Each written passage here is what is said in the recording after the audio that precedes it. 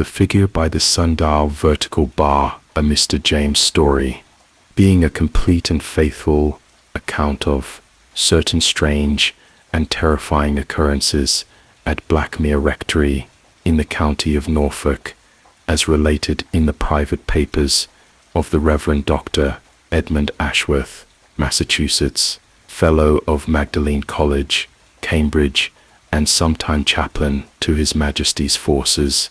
The manuscript, which forms the basis of this narrative, was discovered among the effects of my late colleague, Dr. Edmund Ashworth, following his sudden and mysterious death in November 1923. The papers were found locked in a metal strongbox in his study at Cambridge, bound with black silk ribbon, and bearing this inscription in his meticulous hand: a true and complete relation of those events which befell me at Blackmere. May God grant that none who read this account shall ever be called upon to verify its truth. I had known Ashworth for the better part of 20 years, first as an undergraduate when he was already establishing his reputation as a scholar of ecclesiastical architecture, and later as a colleague when we both held fellowships at Magdalene. Throughout our acquaintance, he had been remarkable for his precision of mind, his scholarly integrity, and his complete freedom from any tendency towards superstition or fanciful speculation. Indeed, his rationalist approach to the supernatural elements found in medieval church architecture had been a source of good-natured disagreement between us, for I had always maintained that our ancestors' beliefs in such matters deserved more respectful consideration.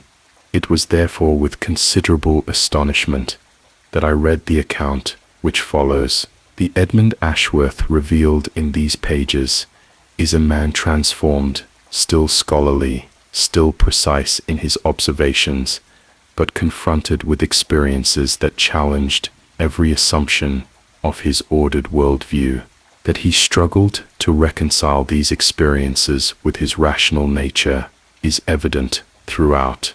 That he ultimately failed to do so may perhaps be inferred from the circumstances of his death, alone in his college rooms, on a November night, his face bearing what the coroner's physician described as an expression of the most extreme terror. I have arranged these papers in their proper chronological sequence, and have taken the liberty of correcting certain minor errors of spelling and punctuation. Otherwise they appear exactly as Ashworth wrote them, in that careful script which remained steady even as he recorded events that would have shattered the composure of lesser men. The reader must judge for himself the truth of what follows. I will say only this: if these events occurred as Ashworth described them, then there are forces at work in our quiet English countryside, far more ancient and terrible than our modern age has dreamed. Professor William Harrington, Magdalene College, Cambridge, 1924. Chapter 1. The Appointment at Blackmere. From the Journal of Dr. Edmund Ashworth, begun June 15th, 1919. The railway journey from Cambridge to Norwich, and thence by branch line to the small market town of Wickham, occupied the better part of a summer's day. From Wickham I was met by young Tom Hartwell with his pony cart, arrangement made through the good offices of Dr. Morrison, who had recommended me for the temporary position at Blackmere, when my physicians insisted upon a period of complete rest following my return from France. I confess that the prospect of spending several months as locum tenens in a Norfolk parish had not initially appealed to me. My work on the architectural history of collegiate chapels was at a critical stage, and I chafed at any interruption to my research. Yet Dr. Morrison had been most persuasive, pointing out that the previous incumbent, Dr. Meredith, had been a scholar of some reputation himself, and that the rectory possessed a considerable library. Besides, he had added, with that dry humor I remembered from our undergraduate days, A few months of pastoral duties in a quiet country parish may prove just the thing to restore your equilibrium after all you've endured. How prophetic those words would prove, though in ways that neither Morrison nor I could have anticipated. The journey from Wickham to Blackmere took us through some of the most beautiful countryside I have ever seen. We traveled through narrow lanes bordered by high hedgerows, heavy with summer flowers, dog rose and honeysuckle, meadows sweet and elder. The fields beyond stretched away to distant copses and plantations, their barley and wheat rippling like golden seas under the gentle Norfolk breeze. It was landscape that seemed to embody all that was most peaceful and enduring about rural England, and I felt my spirits lifting for the first time in many months. Young Hartwell proved an agreeable companion, well informed about local history and possessed of that particular Norfolk blend of reticence and shrewd observation. As we approached the village, he pointed out various landmarks, the ruins of a medieval priory half hidden among trees, the site of a Roman settlement marked now only by a slight rise in an otherwise level field, the ancient earthworks that local tradition claimed were raised by Danish invaders in the 9th century. "Blackmere's old, sir," he observed, as we crested a slight hill and saw the village spread before us. "Very old indeed. Some say there's been folk living hereabouts since before the Romans came." The village itself was smaller than I had expected, perhaps 40 or 50 cottages clustered around a triangular green, with the church of St. Bartholomew dominating the scene from a slight eminence at the eastern end. The building was clearly of great antiquity, its massive Norman tower speaking of an age when churches were built as much for defense as for worship. The rectory stood apart from the village proper, approached by a winding drive lined with lime trees that must have been planted in the previous century. My first impression of the house was entirely favorable. Built of warm red brick in the reign of George II, it presented a face of quiet dignity to the world, its sash windows reflecting the afternoon sunlight, and its doorway framed by a simple but elegant pediment. The garden, which I could glimpse extending behind the house toward the church, appeared to be well maintained, with that particular quality of established maturity that speaks of decades of careful tending. Mrs. Blackwood, the housekeeper who had remained to assist during my tenure, met us at the door, a woman of perhaps 50 years, with the capable bearing and shrewd eye of one accustomed to managing a large establishment. She had served the rectory for more than 20 years, and clearly regarded herself as guardian of its traditions. She was civil, but reserved in her manner, as was proper, though I detected a certain anxiety in her expression as she welcomed me. "I trust you'll find everything in order, sir," she said, as she led me through the entrance hall, with its black and white checkered floor and its portraits of previous rectors gazing down from gilt frames. Meredith, God rest his soul, was most particular about maintaining standards, and I've endeavored to continue his arrangements exactly as he would have wished. The house proved to be both larger and more comfortable than I had dared hope. My study occupied a corner room on the ground floor, with windows facing both south and east, ensuring excellent light throughout most of the day.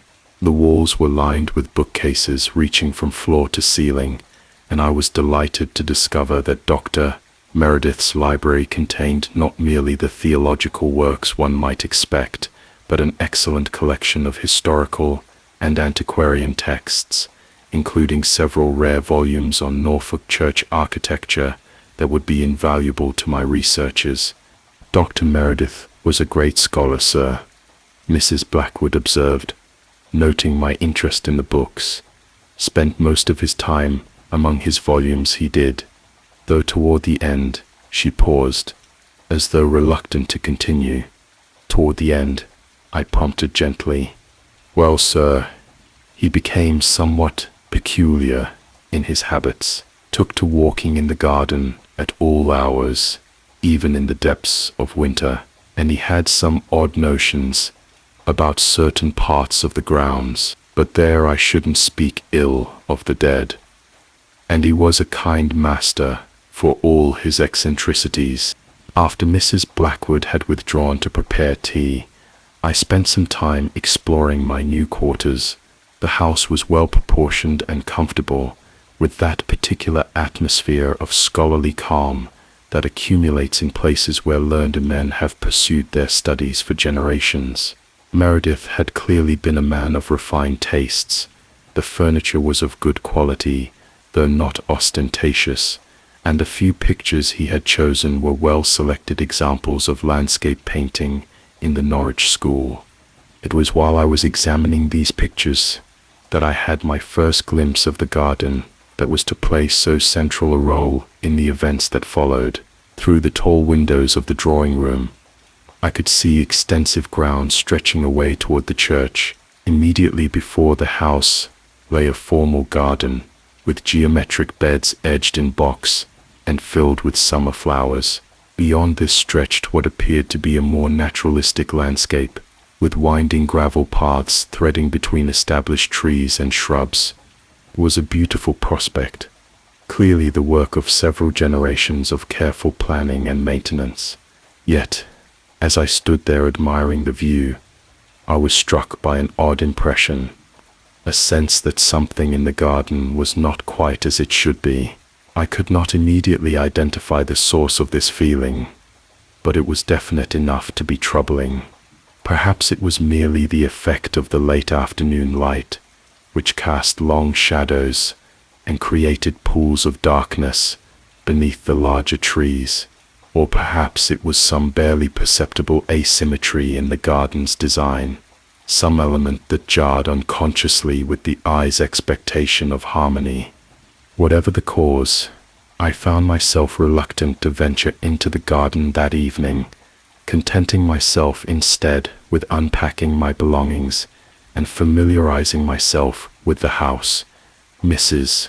Blackwood served an excellent dinner, and I retired early, hoping that a good night's rest would dispel the vague unease that had settled upon me with the coming of dusk.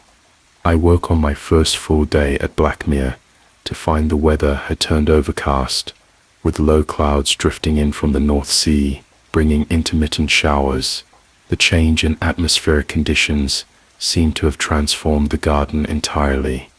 What had appeared mysterious and somehow troubling in the golden light of the previous evening now looked merely English and pastoral under the grey sky.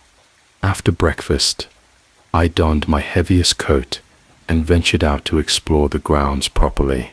The formal garden immediately before the house proved to be beautifully maintained, with rose beds and herbaceous borders that spoke of Mrs. Blackwood's considerable skill in such matters.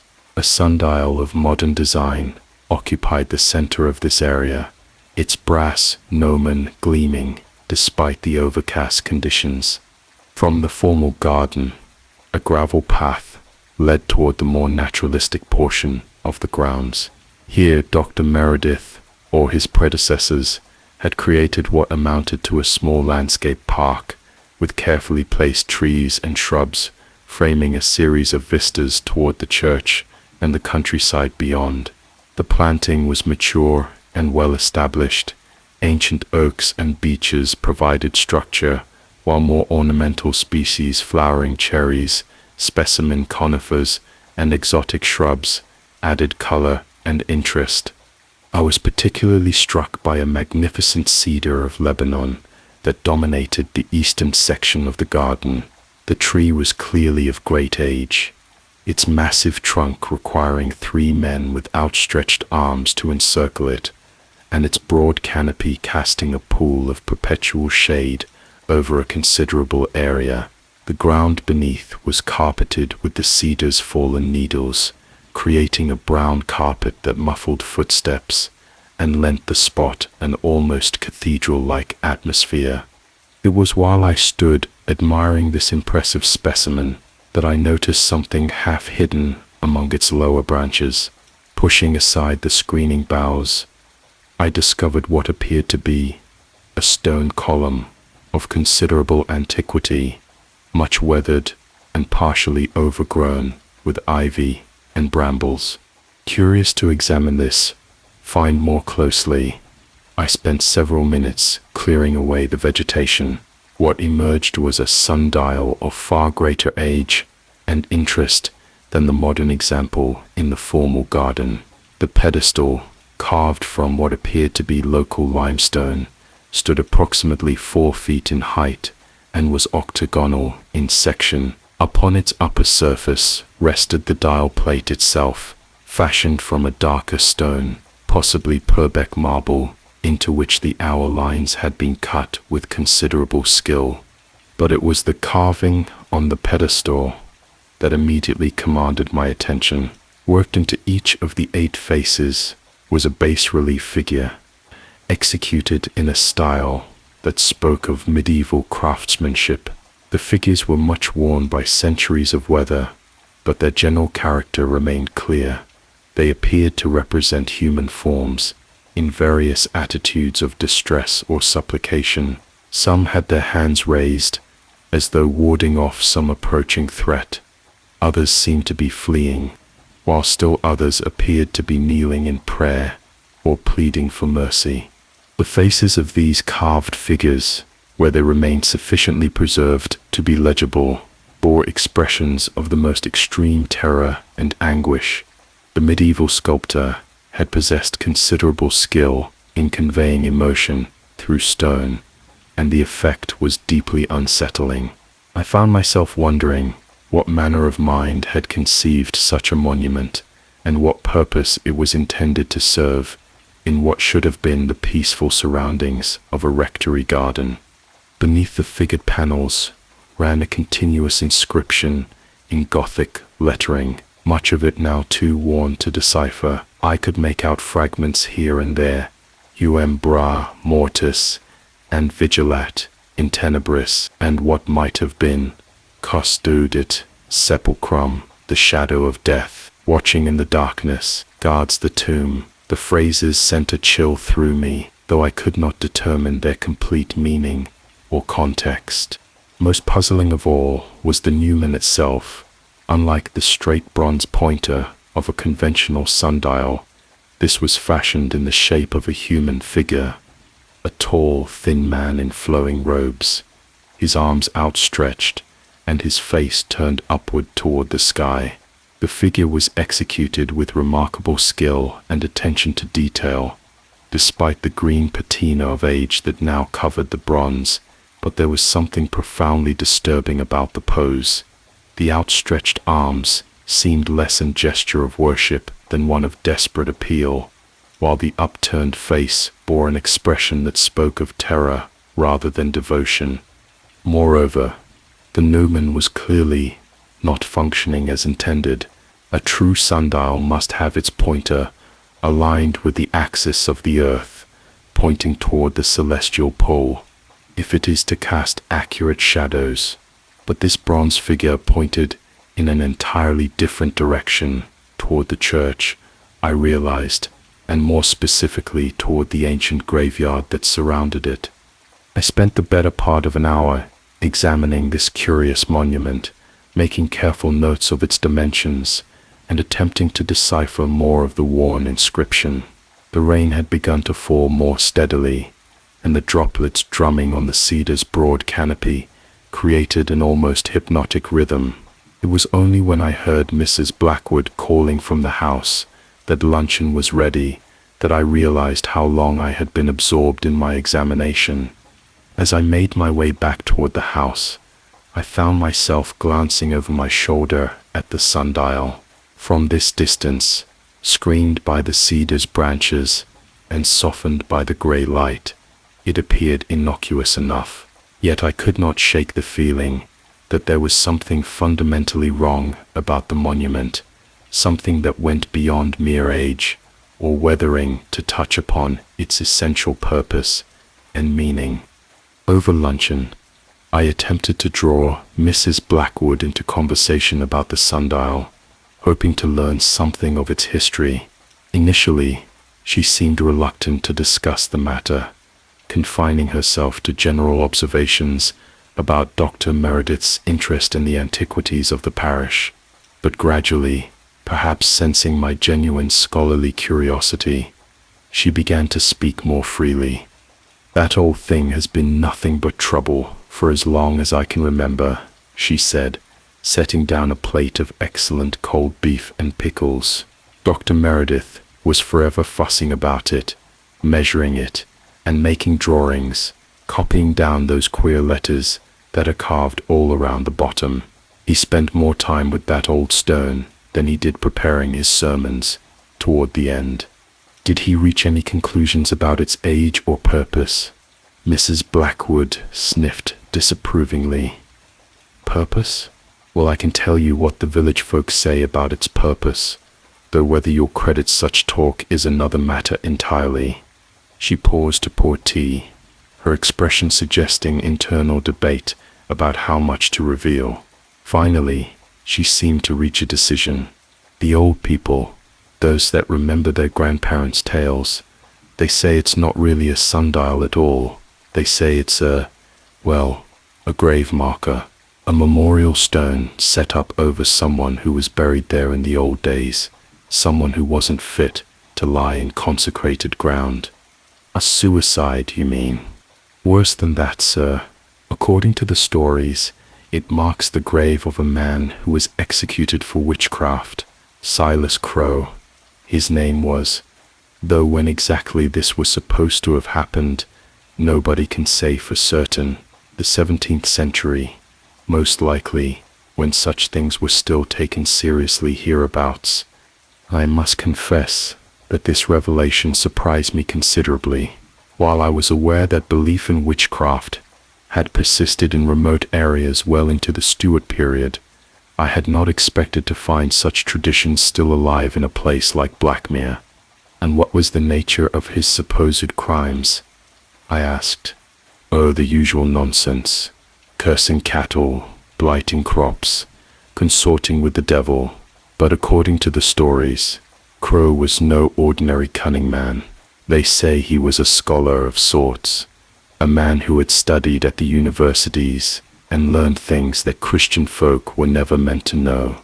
The tales make him out to be a sort of Dr. Faustus, trading his soul for forbidden knowledge."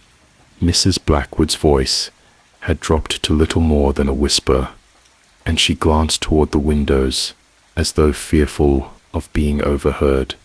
"They say that when they came to arrest him, strange things began to happen in the village.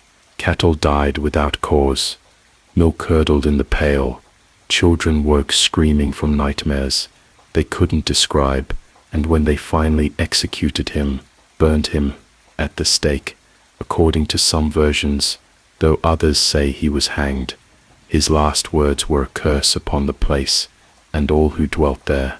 "But surely," I interjected, "these are merely the usual folk tales that attach themselves to any unusual monument. Such stories are common throughout the countryside." "Perhaps, sir, but there's more. They say that after Crowe was dead and buried at the crossroads outside the village, the troubles didn't end.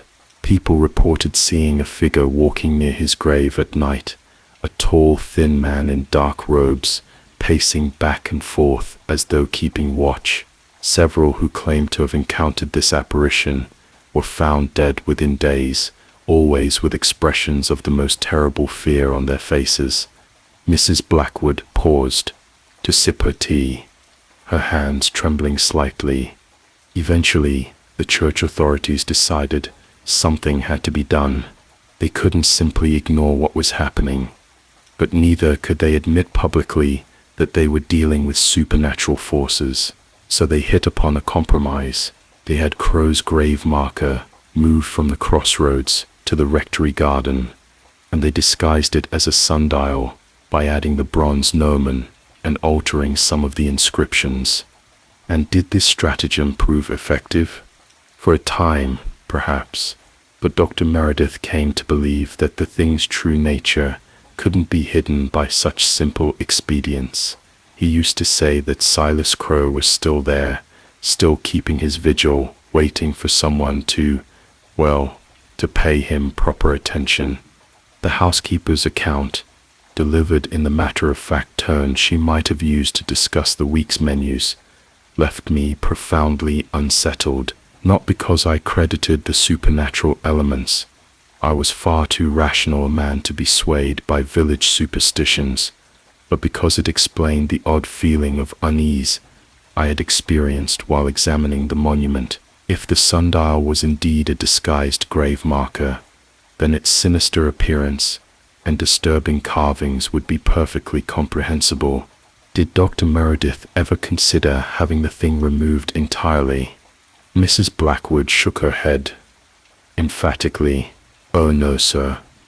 He was quite firm about that, said it would be dangerous to disturb it further. Some things, he used to say, are better left where they are, even if where they are isn't quite where they ought to be. I never quite understood what he meant by that, but he was most insistent. As the afternoon wore on, I found myself returning repeatedly to thoughts of the sundial and Mrs. Blackwood's extraordinary revelations. I attempted to focus on my correspondence and on making preliminary notes for my research, but my mind kept wandering to the weathered stone monument hidden beneath the cedar's branches. Finally, as evening approached, I decided to make another, more systematic examination of the dial. The rain had stopped, and pale sunlight was beginning to break through the overcast sky. I armed myself with a notebook, a magnifying glass, and a small brush for clearing away accumulated debris, and made my way back to the garden. The sundial appeared exactly as I had left it that morning, yet somehow the intervening hours and Mrs. Blackwood's revelations had transformed my perception of it entirely. What had seemed merely an unusual antiquarian curiosity now struck me as genuinely menacing. The carved figures no longer appeared to be simply medieval sculptures, but seemed almost to writhe with trapped life, while the bronze nobleman's upturned face bore what I could only describe as an expression of anguished appeal. I spent perhaps an hour making detailed notes and attempting to decipher more of the Latin inscription. Several additional fragments yielded to careful examination: a maleficus, sorcerer, damnatam, animam, damned soul, and most unsettling of all, expectat vindictam, awaits vengeance. The complete inscription clearly told some sort of story, though too much had been worn away by time and weather to reconstruct its full meaning. It was while I was engaged in copying these fragments that I noticed something which had escaped my attention during the morning's examination. The bronze nobleman, which I had observed pointing toward the church, was no longer in the same position. The change was slight, perhaps no more than a few degrees, but it was definite enough to be troubling. Could the ancient metal have shifted under its own weight during the day, or had someone deliberately moved it? As I pondered this question, I became aware that the light was fading rapidly. The sun, which had provided adequate illumination for my work just moments before, was now obscured by gathering clouds, and the garden was taking on that peculiar quality of twilight that seems to transform even familiar landscapes into something alien and potentially threatening. It was then that I experienced my first genuine moment of supernatural dread. As I knelt beside the sundial, copying the final legible fragments of the inscription, I became conscious of a presence, a sense that I was being watched with an attention that was both ancient and malevolent. The feeling was so strong that I found myself glancing repeatedly over my shoulder, though the garden appeared empty. Then quite distinctly, I heard the sound of footsteps on gravel. The sound came from somewhere behind me, moving in a slow, measured pace that spoke of someone taking a casual evening stroll. Yet when I turned to look, I could see nothing.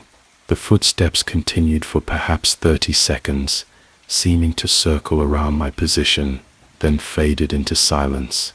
I remained perfectly still, straining my ears for any repetition of the sound. The garden lay quiet, except for the usual evening chorus of birds settling for the night. Yet I could not shake the conviction that someone was present in the gathering darkness, watching me with an interest that was far from benevolent. It was this conviction that finally drove me to abandon my researches for the day. Gathering my notes hastily, I retreated toward the house, conscious of an almost overwhelming desire to look back toward the sundial, yet somehow certain that to do so would be unwise in the extreme. The next morning dawned clear and bright, dispelling much of the unease that had troubled my sleep. In the rational light of day, my fears of the previous evening seemed foolish and overwrought. The footsteps I had heard could easily be explained as settling wood in the old house, or perhaps some village cat prowling through the undergrowth. The sense of being watched was doubtless nothing more than the natural reaction of imagination to an unfamiliar environment, and the influence of Mrs. Blackwood's superstitious tales. Nevertheless, I resolved to investigate the sundial's history more systematically. If it was indeed a relocated grave marker, as local tradition claimed, then some record of this fact might survive in the parish registers or other church documents. I decided to spend the morning examining such records as were available at the rectory, before proceeding to the church itself to consult the official registers. Dr. Meredith's study proved to contain a considerable collection of historical material relating to Blackmere and its surroundings. In addition to his extensive library, he had accumulated boxes of copied documents, correspondence with fellow antiquarians, and detailed notes on local monuments and curiosities. It was among these papers that I made my first significant discovery. In a folder marked Sundial, Historical Notes, I found evidence that Dr. Meredith had indeed undertaken extensive research into the monument's origins. His notes, written in a neat hand that grew increasingly agitated as the pages progressed, told a disturbing story. The earliest reference he had found dated from 1647, in a report submitted by one Jeremiah Whitlock, a Puritan minister appointed to investigate superstitious monuments and popish survivals in the Norfolk parishes. Whitlock's account, copied in Dr. Meredith's careful script, read as follows: At Blackmere I did discover, in the churchyard near unto the south wall, a monument of most heathenish and ungodly design. The same consisteth of a stone pillar graven with the figures of men in diverse attitudes of supplication, and bearing inscriptions in the Latin tongue, which do make reference unto shadows, and watching, and the custody of graves. Local persons do affirm that this monument marketh the burial place of one Silas Crowe, a malefactor executed for witchcraft in the year 1623, and they do maintain most foolishly that the spirit of the said Crowe doth yet haunt this place. Though the commissioners have ordered the destruction of all such superstitious monuments, I am minded to recommend that this one be left undisturbed, for I do perceive that it serveth not to promote false doctrine, but rather to contain and bind that which were better left unmolested, yet that it may not continue to be an occasion of scandal unto the faithful, I have caused it to be removed from its original situation and placed within the rectory garden, where it may be less remarked upon by the vulgar. Dr. Meredith had appended his own note to this transcription. So the monument was moved as early as 1647, though not yet disguised as a sundial. When was the gnomon added? and by whom? Further pages revealed the answer to this question. In 1718, according to a letter from the then rector to the Bishop of Norwich, the monument had been rendered harmless by the addition of a bronze gnomon and the partial alteration of its inscriptions to make it appear a conventional sundial. The rector, one Dr. Samuel Blackthorne, explained this action as follows: "The ancient stone in our garden, though now removed these 70 years from its original situation, doth continue to exercise an unwholesome fascination upon certain of our parishioners. Children dare each other to approach it after dark, and several adults have reported unusual experiences in its vicinity. By disguising its true nature, we hope to remove the aura of mystery that surrounds it, and to prevent further incidents."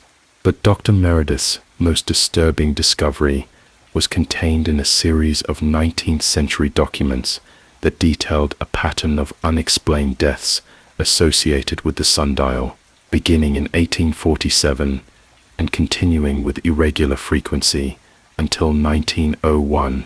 A total of 7 people had been found dead in the rectory garden, always in the immediate vicinity of the monument. In each case, the deceased had been discovered at dawn, lying beside the sundial, with no apparent cause of death. The victims included both villagers and visitors to the parish, ranging in age from 14 to 63. The only common factor, aside from their proximity to the sundial, was that all had been found with expressions of extreme terror on their faces. Dr. Meredith had conducted extensive investigations into these deaths, corresponding with physicians, coroners, and other officials in an attempt to find rational explanations. His notes revealed a man of scientific temperament, struggling to make sense of events that defied logical analysis. Heart failure was the usual verdict at inquests, but private correspondence showed that the medical men involved were puzzled by cases that exhibited none of the usual symptoms of cardiac arrest. The final entry in Dr. Meredith's notes was dated just 3 months before his own death, and its tone was markedly different from his earlier scholarly observations. "I begin to fear that I have been too rational in my approach to this matter. The evidence accumulated over decades points to a conclusion that my educated mind rebels against, yet which can no longer be ignored. There is something present in this garden, something that has been bound or constrained by the monument, but not destroyed. My attempts to understand it through historical research may have been misguided. Perhaps some things are meant to remain mysterious, and perhaps the wisdom of our ancestors lay not in explanation, but in avoidance." These revelations left me profoundly shaken. Here was a man whose scholarly credentials were impeccable, whose rational approach to inexplicable events had been identical to my own, yet who had ultimately been forced to acknowledge the reality of supernatural forces. If Dr. Meredith, after years of careful investigation, had concluded that the sundial was genuinely dangerous, then my own casual examination of it began to seem the height of folly. Yet even as I acknowledged the force of this evidence, my rational mind continued to seek alternative explanations.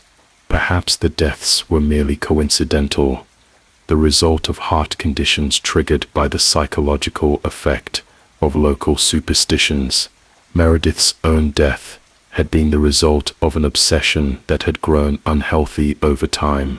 Surely there must be some explanation that did not require me to accept the existence of malevolent supernatural forces.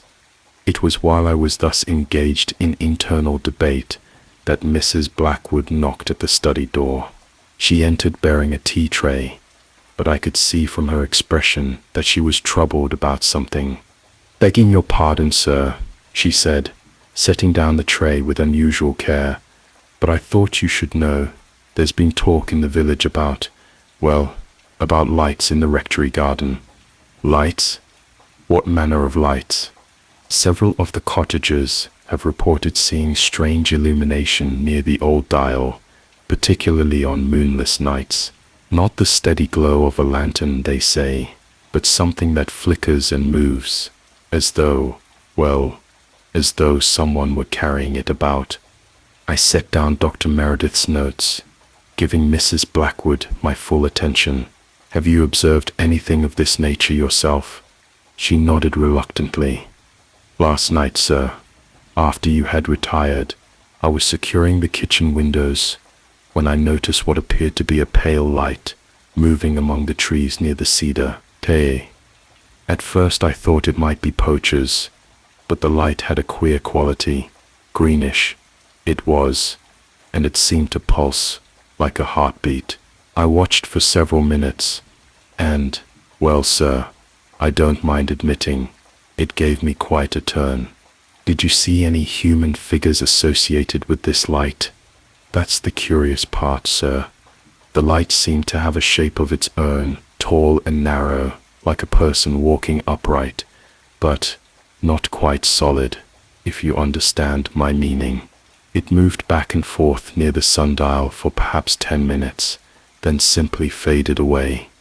Mrs. Blackwood's account, combined with Dr. Meredith's research and my own increasingly uneasy experiences, was beginning to paint a picture that I could no longer dismiss as mere superstition.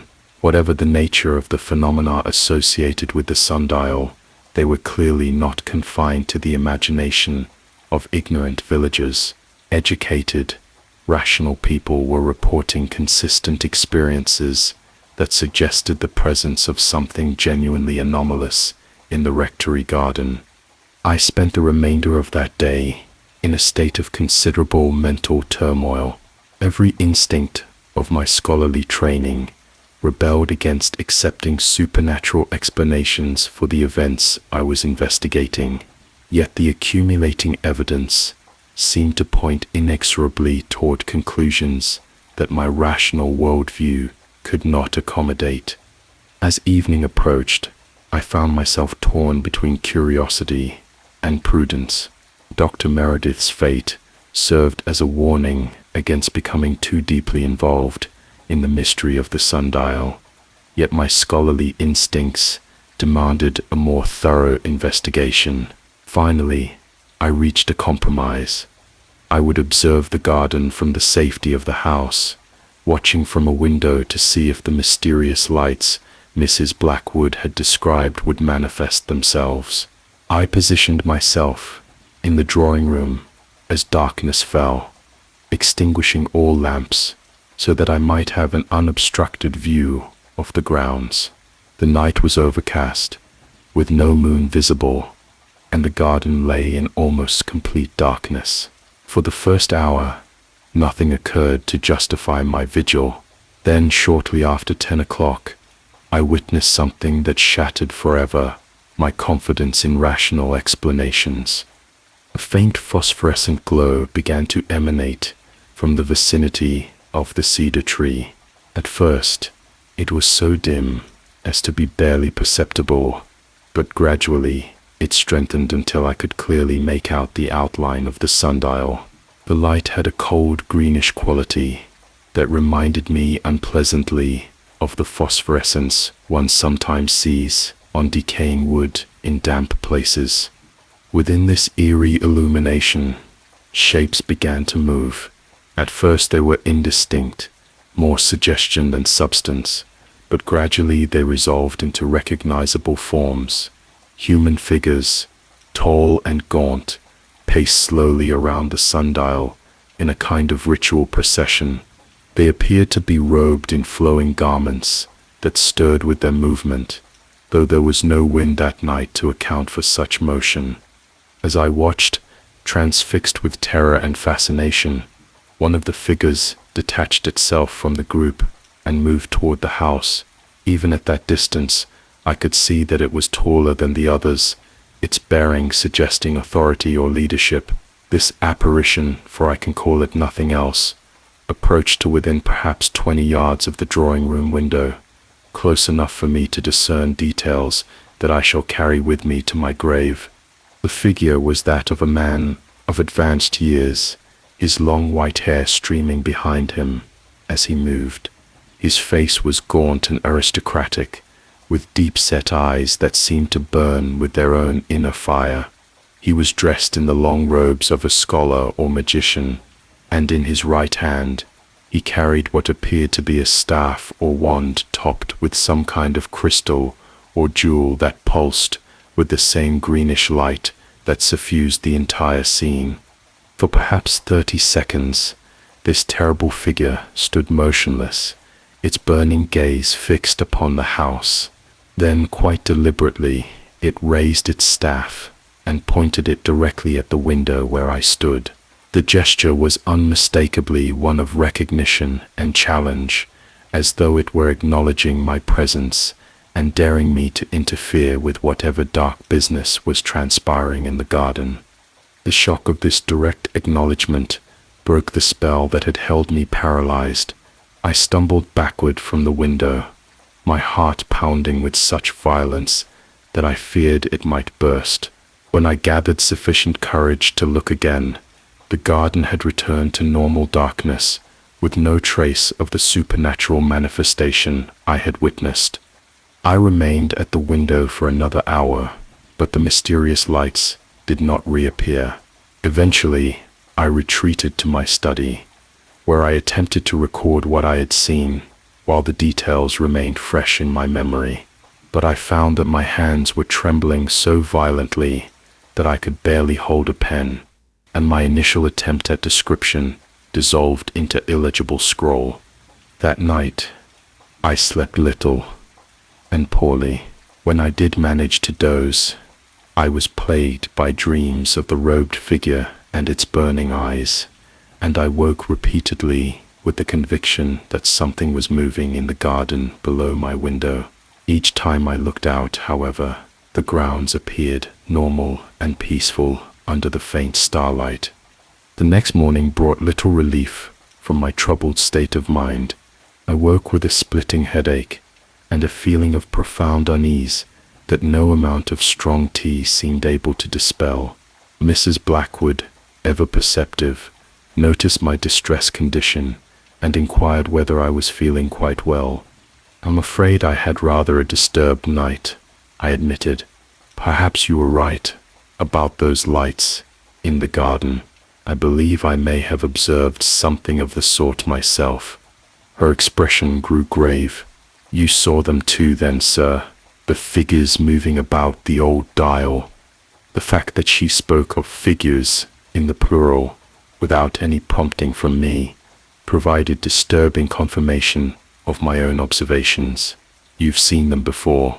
"Several times, sir, though I've tried not to pay them too much mind. Dr. Meredith used to say that the best policy was to ignore such things entirely, that acknowledging them only made them stronger, somehow." Yet, Dr. Meredith continued to research the Sundial's history. That hardly suggests he was following his own advice about ignoring the phenomena. Mrs. Blackwood sighed deeply. "That's true enough, sir.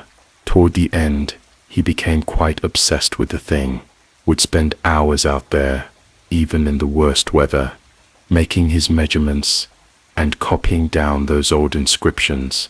I warned him it wasn't wise, but he wouldn't listen, said he was close to understanding something important."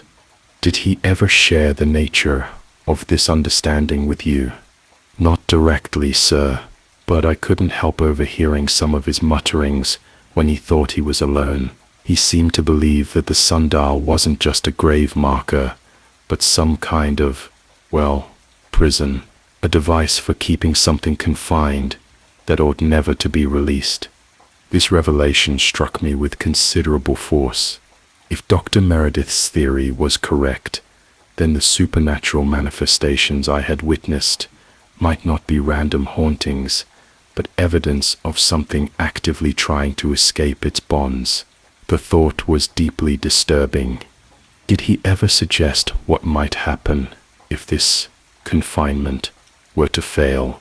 Mrs. Blackwood's face grew pale. "Only once, sir, and I'm not sure I understood him properly. He said something about the barrier weakening, and about how each person who took too much interest in the dial made it a little easier for whatever was trapped there to break free. He seemed to think that his own researches might have been contributing to the problem. After breakfast, I decided to visit the church and examine the official parish registers, hoping to find additional information that might help me understand what I was dealing with. The morning was bright and clear, and the walk across the garden to the church should have been pleasant. Yet, I found myself giving the cedar tree and its shadowy burden the widest possible berth, and I was relieved when the solid walls of St. Bartholomew's enclosed me. The church itself was a magnificent example of Norman architecture, with a nave that dated from the early 12th century and a chancel that had been rebuilt in the decorated style of the 14th century.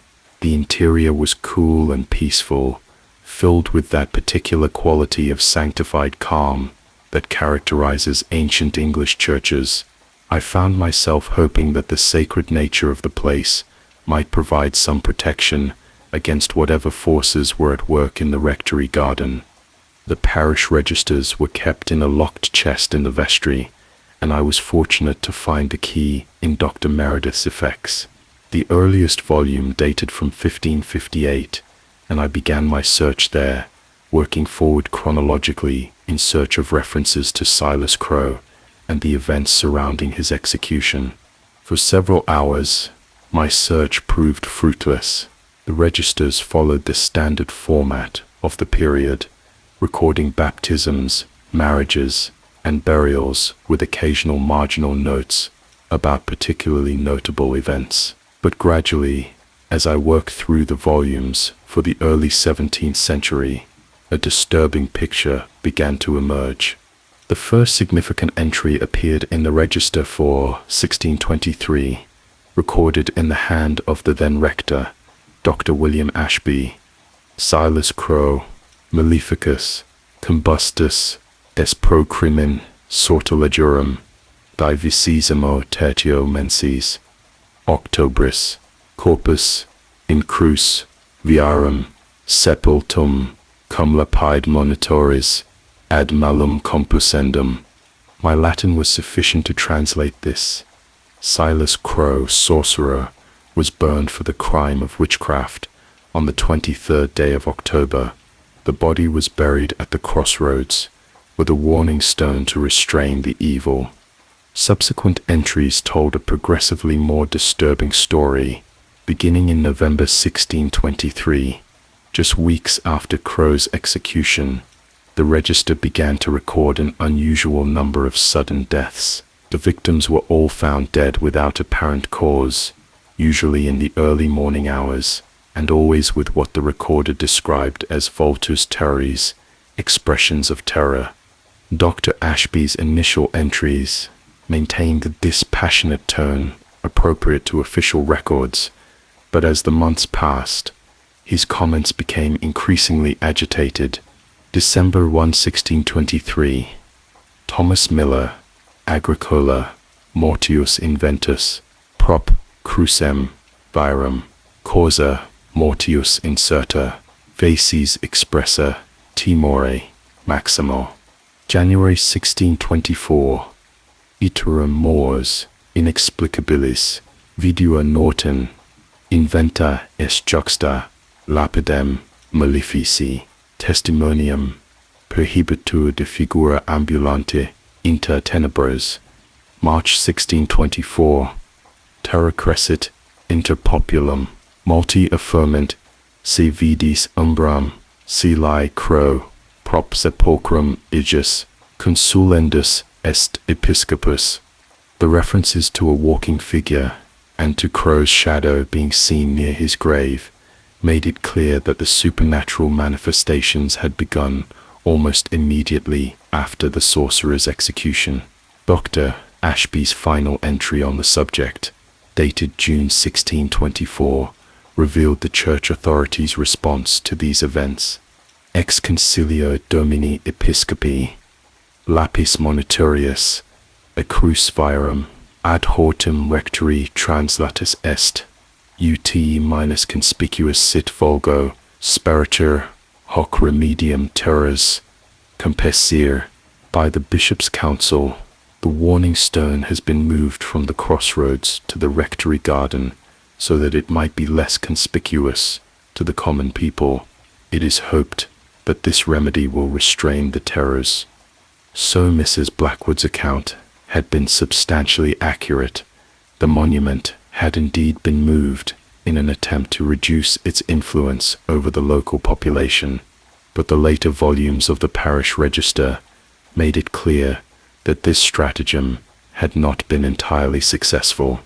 Throughout the remainder of the 17th century, and well into the 18th, the registers contained sporadic references to unexplained deaths in the rectory garden. The frequency of such incidents decreased over time, perhaps, as I theorized, because the monument's removal from public view had reduced the number of people who sought it out, but they never ceased entirely. Of particular interest was a series of entries from the 1690s during the tenure of Dr. Samuel Winthrop. Unlike his predecessors, Winthrop had clearly taken an active interest in understanding the phenomena he was dealing with. October 1694. Magistrum Elizabetham Morse, quae se divinatricem, es professabat, mortuum inveni juxta lapidem, anticum, ante mortem mihi dixit, se sentir spiritum, malum vinculis sui, luctantum, timeo, ne veritas, sit in verbis, ejus. I found the wise woman Elizabeth Morse, who professed herself a diviner, dead beside the ancient stone. Before her death, she told me she could feel an evil spirit struggling against its bonds. I fear there may be truth in her words. November 1694. Consultavi libros de rebus magicis in bibliotheca episcopi, inveni mention rituum ad spiritus malignos compisendos, forsitan Silas Crowe, non mortuum sed tantum constrictum. I have consulted books about magical matters in the bishop's library. I found mention of rituals for restraining malignant spirits. Perhaps Silas Crowe is not dead, but only constrained. December 1694. Certus somnans lapidem ipsum esse vinculum quo spiritus malefici continetur motus lapidis a primitivus sede fortis vincula debilitivit quid si omnino solvanter. I am now certain that the stone itself is the bond by which the evil spirit is contained. Moving the stone from its original position may have weakened the bonds. What if they should be entirely loosened? Dr. Winthrop's theoretical framework was remarkably similar to the conclusions Dr. Meredith had reached 3 centuries later. The sundial was not merely a grave marker, but an active restraining device, and its disturbance had potentially dangerous consequences. The recurring pattern of unexplained deaths suggested that this restraint was imperfect, allowing whatever was imprisoned there to claim occasional victims. But it was Dr. Winthrop's final entry on the subject that chilled me to the bone. January 1695. Insomnis vidi Silas Crowe, dixit mihi vincula sua indies, debiliora furii, et impus liberationis suae appropinquere, promisit mihi mortem horribilum nisi e auxilio sim. Deus me adjuvet, nam time omi nimis multa didicis. In dreams I saw Silas Crowe. He told me that his bonds grow weaker daily, and that the time of his release approaches. He promised me a horrible death unless I assist him. God help me, for I fear I have learned too much. Dr. Winthrop died 3 days later, found dead in the rectory garden beside the sundial. The cause of death was recorded as cordis ictus, heart attack, but a marginal note added by his successor, stated simply, Inventus cum facie terroris. I emerged from the church vestry in a state of considerable perturbation. The historical evidence I had uncovered painted a clear and terrifying picture for 3 centuries. The disguised grave marker in the rectory garden had been the focal point of supernatural phenomena that had claimed dozens of lives. Moreover, the pattern suggested that these phenomena were not random, but were manifestations of an imprisoned consciousness that grew stronger over time and fed upon human attention. Dr. Meredith's fate now seemed tragically predictable. Like Dr. Winthrop before him, he had delved too deeply into the mystery, and his researches had apparently weakened whatever metaphysical barriers contained the malevolent force. My own investigation was following the same dangerous path, and I began to fear that I might be destined for the same horrific end. As I walked back toward the rectory, I found myself scanning the garden with new eyes. Every shadow seemed potentially threatening. Every rustle of leaves in the breeze suggested hidden movement. The sundial itself, partially visible through the cedar's screening branches, appeared to watch my approach with malevolent awareness. Mrs. Blackwood met me at the door, her expression grave. Dr. Ashworth, I'm glad you've returned. There's been developments while you were away. What manner of developments? The sundial, sir. It's changed. I followed her through the house to the drawing room windows that overlooked the garden. From this vantage point, the sundial was clearly visible beneath the cedar, and I could see immediately what had alarmed her. The bronze gnomon, which had pointed toward the church for as long as I had observed it, now pointed in a completely different direction, directly toward the house. When did you first notice this change? I asked. About an hour ago, sir, when I was hanging laundry. The gnomon was in its usual position then, but when I looked again, just a few minutes past, it had moved. And sir, I don't think it moved naturally. What do you mean? Mrs. Blackwood's voice dropped to a whisper. I saw it turning, sir, slowly, like someone was pushing it round by hand, but there was no one there. At least, no one I could see. This development filled me with profound unease. If the manifestations were becoming more frequent and more overt, it might indicate that whatever force was imprisoned beneath the monument was indeed growing stronger, as the historical records suggested. The fact that the gnomon now pointed toward the house seemed particularly ominous, as though the entity were focusing its attention directly upon me. I spent the remainder of that afternoon attempting to concentrate on my correspondence and routine parish duties, but found it impossible to dismiss thoughts of the sundial and its implications. Every creak of the old house, every shift of shadow in the garden, sent my nerves into a state of high alert. I found myself checking and rechecking the locks on doors and windows, though what protection such physical barriers might provide against supernatural forces, I could not say. As evening approached, I made a decision that I knew to be both necessary and extremely dangerous. I would keep watch throughout the night, positioning myself where I could observe the sundial directly, while remaining within the relative safety of the house. If the manifestations were indeed growing stronger, they would likely be most active during the hours of darkness. I prepared carefully for this vigil. In addition to my notebook and pen, I armed myself with a lantern, a pocket watch, and my old service revolver. Though I harbored few illusions about the effectiveness of physical weapons against supernatural adversaries, I also placed my Bible and prayer book close at hand, hoping that their sacred nature might provide some spiritual protection. As darkness fell, I positioned myself at the drawing room window with a clear view of the garden. The night was moonless, and heavy clouds obscured even the faintest starlight.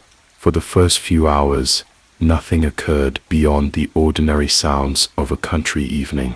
I began to hope that perhaps my fears were exaggerated, and that the night would pass without incident.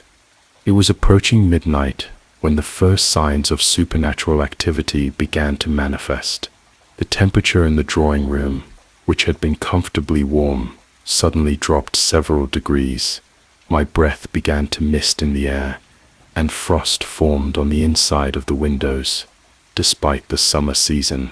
At the same time, I became aware of a low rhythmic sound, a kind of chanting or incantation that seemed to emanate from the direction of the sundial.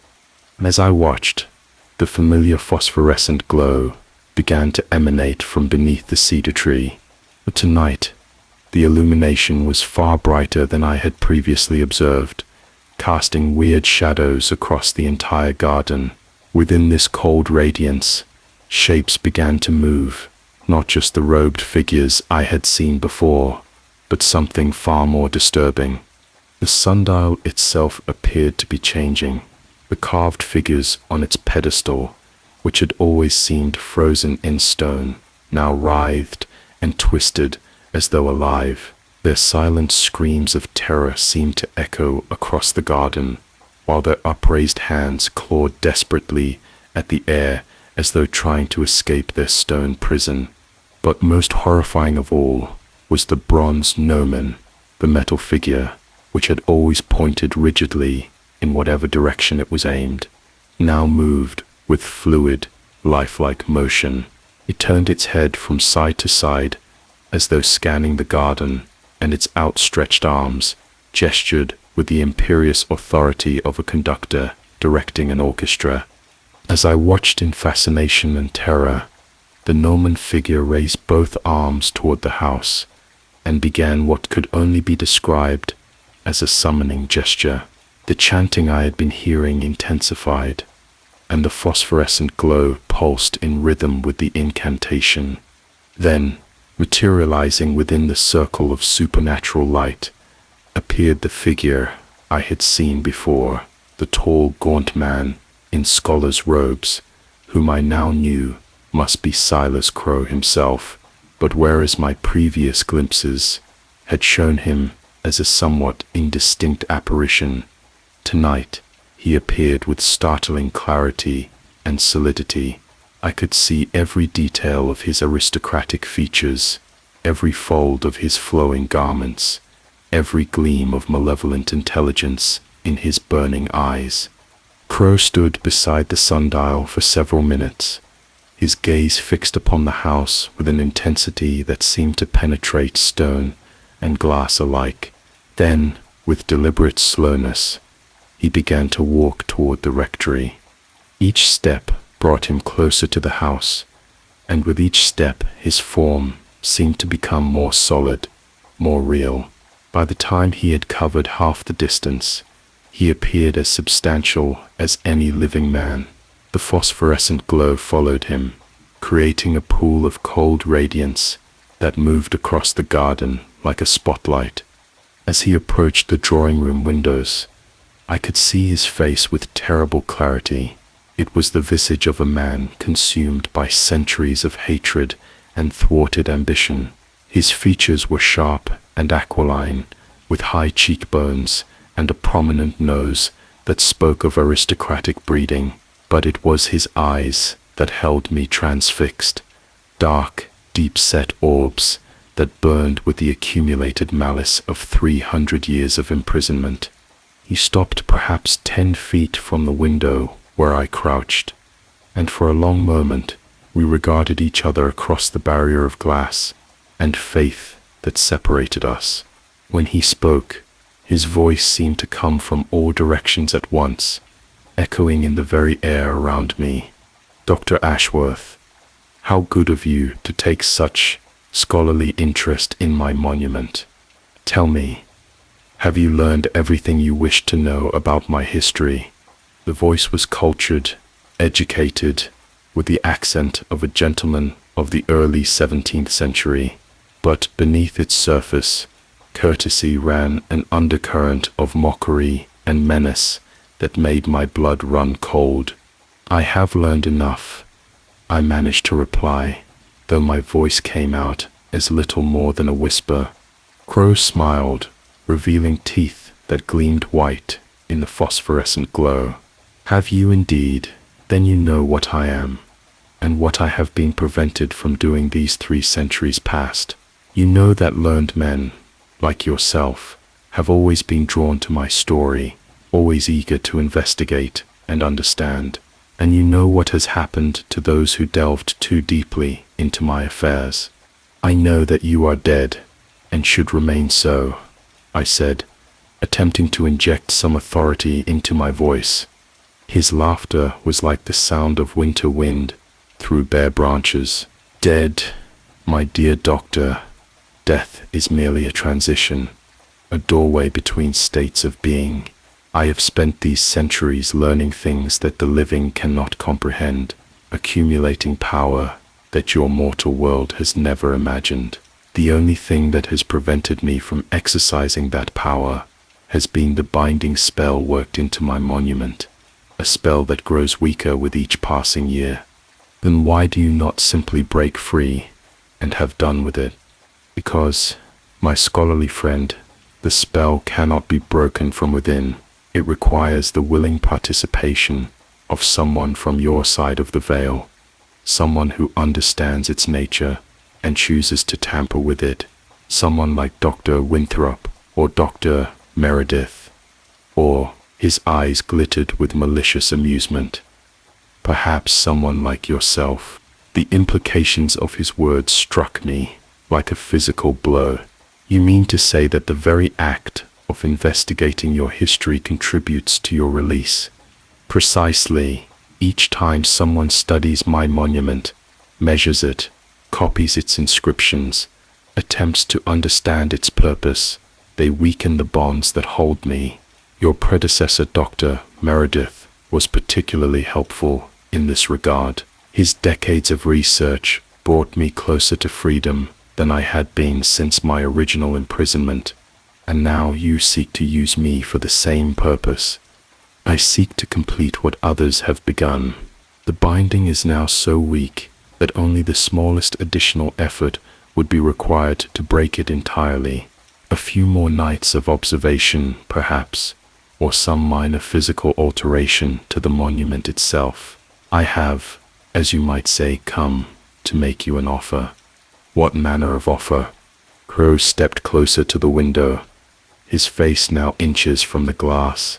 The cold emanating from his presence was so intense that the window began to crack. "Join me willingly in breaking the final constraints, and I will grant you knowledge beyond your wildest dreams, secrets of the past, revelations about the true nature of reality, power over life and death itself. Refuse, and I will simply wait for your curiosity to overcome your caution, as it did with your predecessors. The choice is yours, but the outcome remains the same. And if I choose neither, if I simply leave Blackmere and have nothing more to do with your monument," his smile widened, becoming something truly terrible to behold. "Ah, but you cannot do that, can you, Dr. Ashworth? You are a scholar, a seeker after truth. The mystery I represent will gnaw at you for the rest of your days. You will lie awake nights, wondering what you might have discovered, what secrets you might have unlocked. Eventually, you will return, as they always do." With these words, Crowe began to step backward, his form becoming gradually less solid as he moved away from the house. "Think upon my offer, learned doctor. I am patient. I have learned patience in my long confinement, but I will not wait forever." The phosphorescent glow faded, and within moments the garden had returned to normal darkness, but the supernatural cold lingered in the drawing room for hours afterward, and the cracks in the window remained as evidence that what I had witnessed was no mere dream or hallucination. I passed the remainder of that night in a state of extreme agitation, pacing the floors of the rectory like a caged animal. Sleep was impossible. Every time I closed my eyes, I saw again that terrible face at the window, heard again those cultured tones making their obscene bargain. The certainty in Crowe's voice when he spoke of my inevitable capitulation was perhaps the most disturbing aspect of the entire encounter. He seemed to know me better than I knew myself, to understand the scholarly curiosity that had always been my greatest strength and apparently my greatest weakness. As dawn broke, I attempted to evaluate my position rationally. The evidence was overwhelming. I was dealing with a genuine supernatural entity of considerable power and malevolent intent.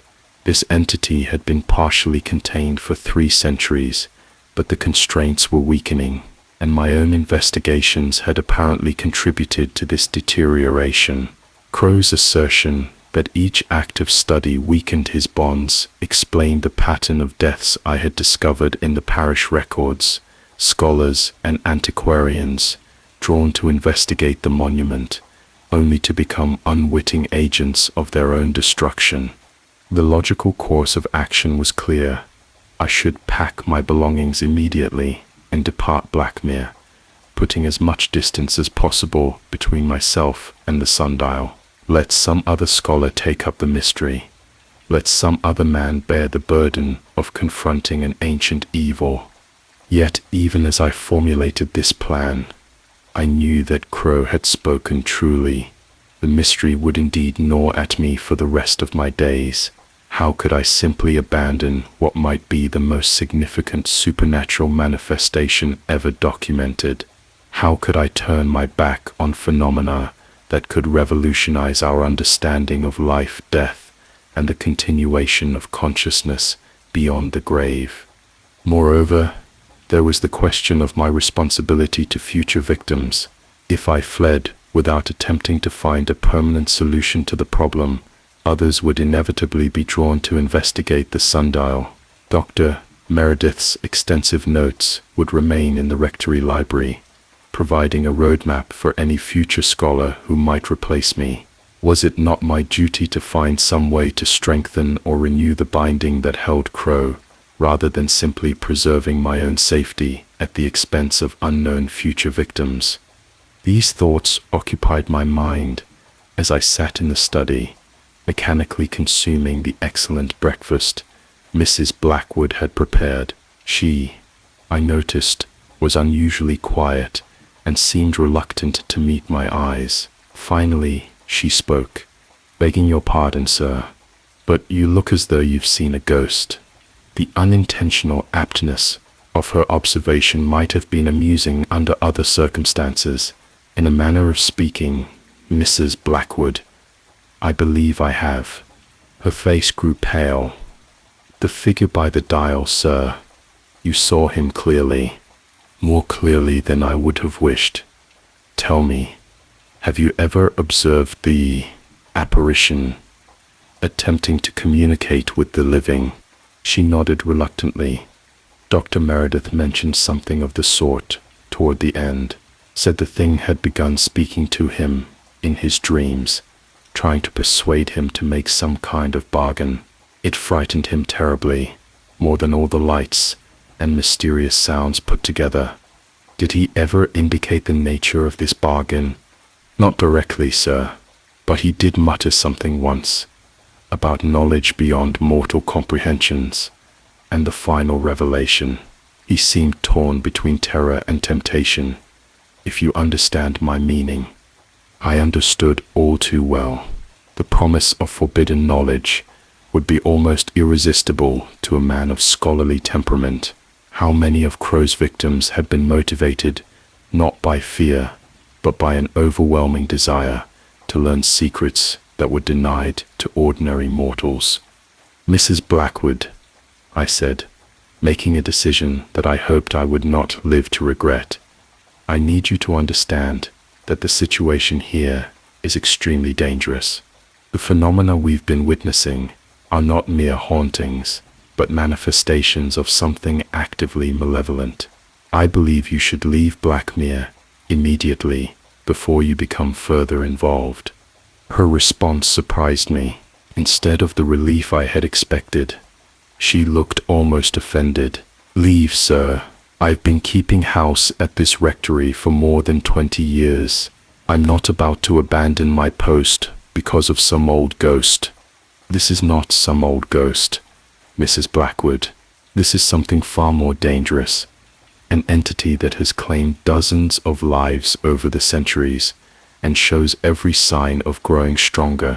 I fear that simply by remaining here, we may both be placing ourselves in mortal peril." "Then perhaps, sir, it's time someone found a way to deal with the creature permanently, rather than simply running away from it." Her words struck me with considerable force. Here was the practical wisdom I had been lacking in my scholarly approach to the problem.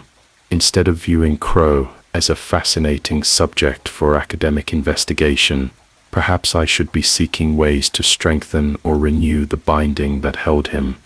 "You may be right," I admitted, "but I'm afraid my expertise lies in historical research, not in supernatural containment. I wouldn't know where to begin." "Well, sir, it seems to me that if our ancestors found a way to imprison the thing in the first place, there might be records of how they did it. And if the binding is weakening, as you say, then perhaps those same methods could be used to strengthen it again." This suggestion opened an entirely new avenue of investigation. Instead of focusing on Crowe's history and the nature of his manifestations, I should be researching the magical or spiritual techniques used to create his original prison.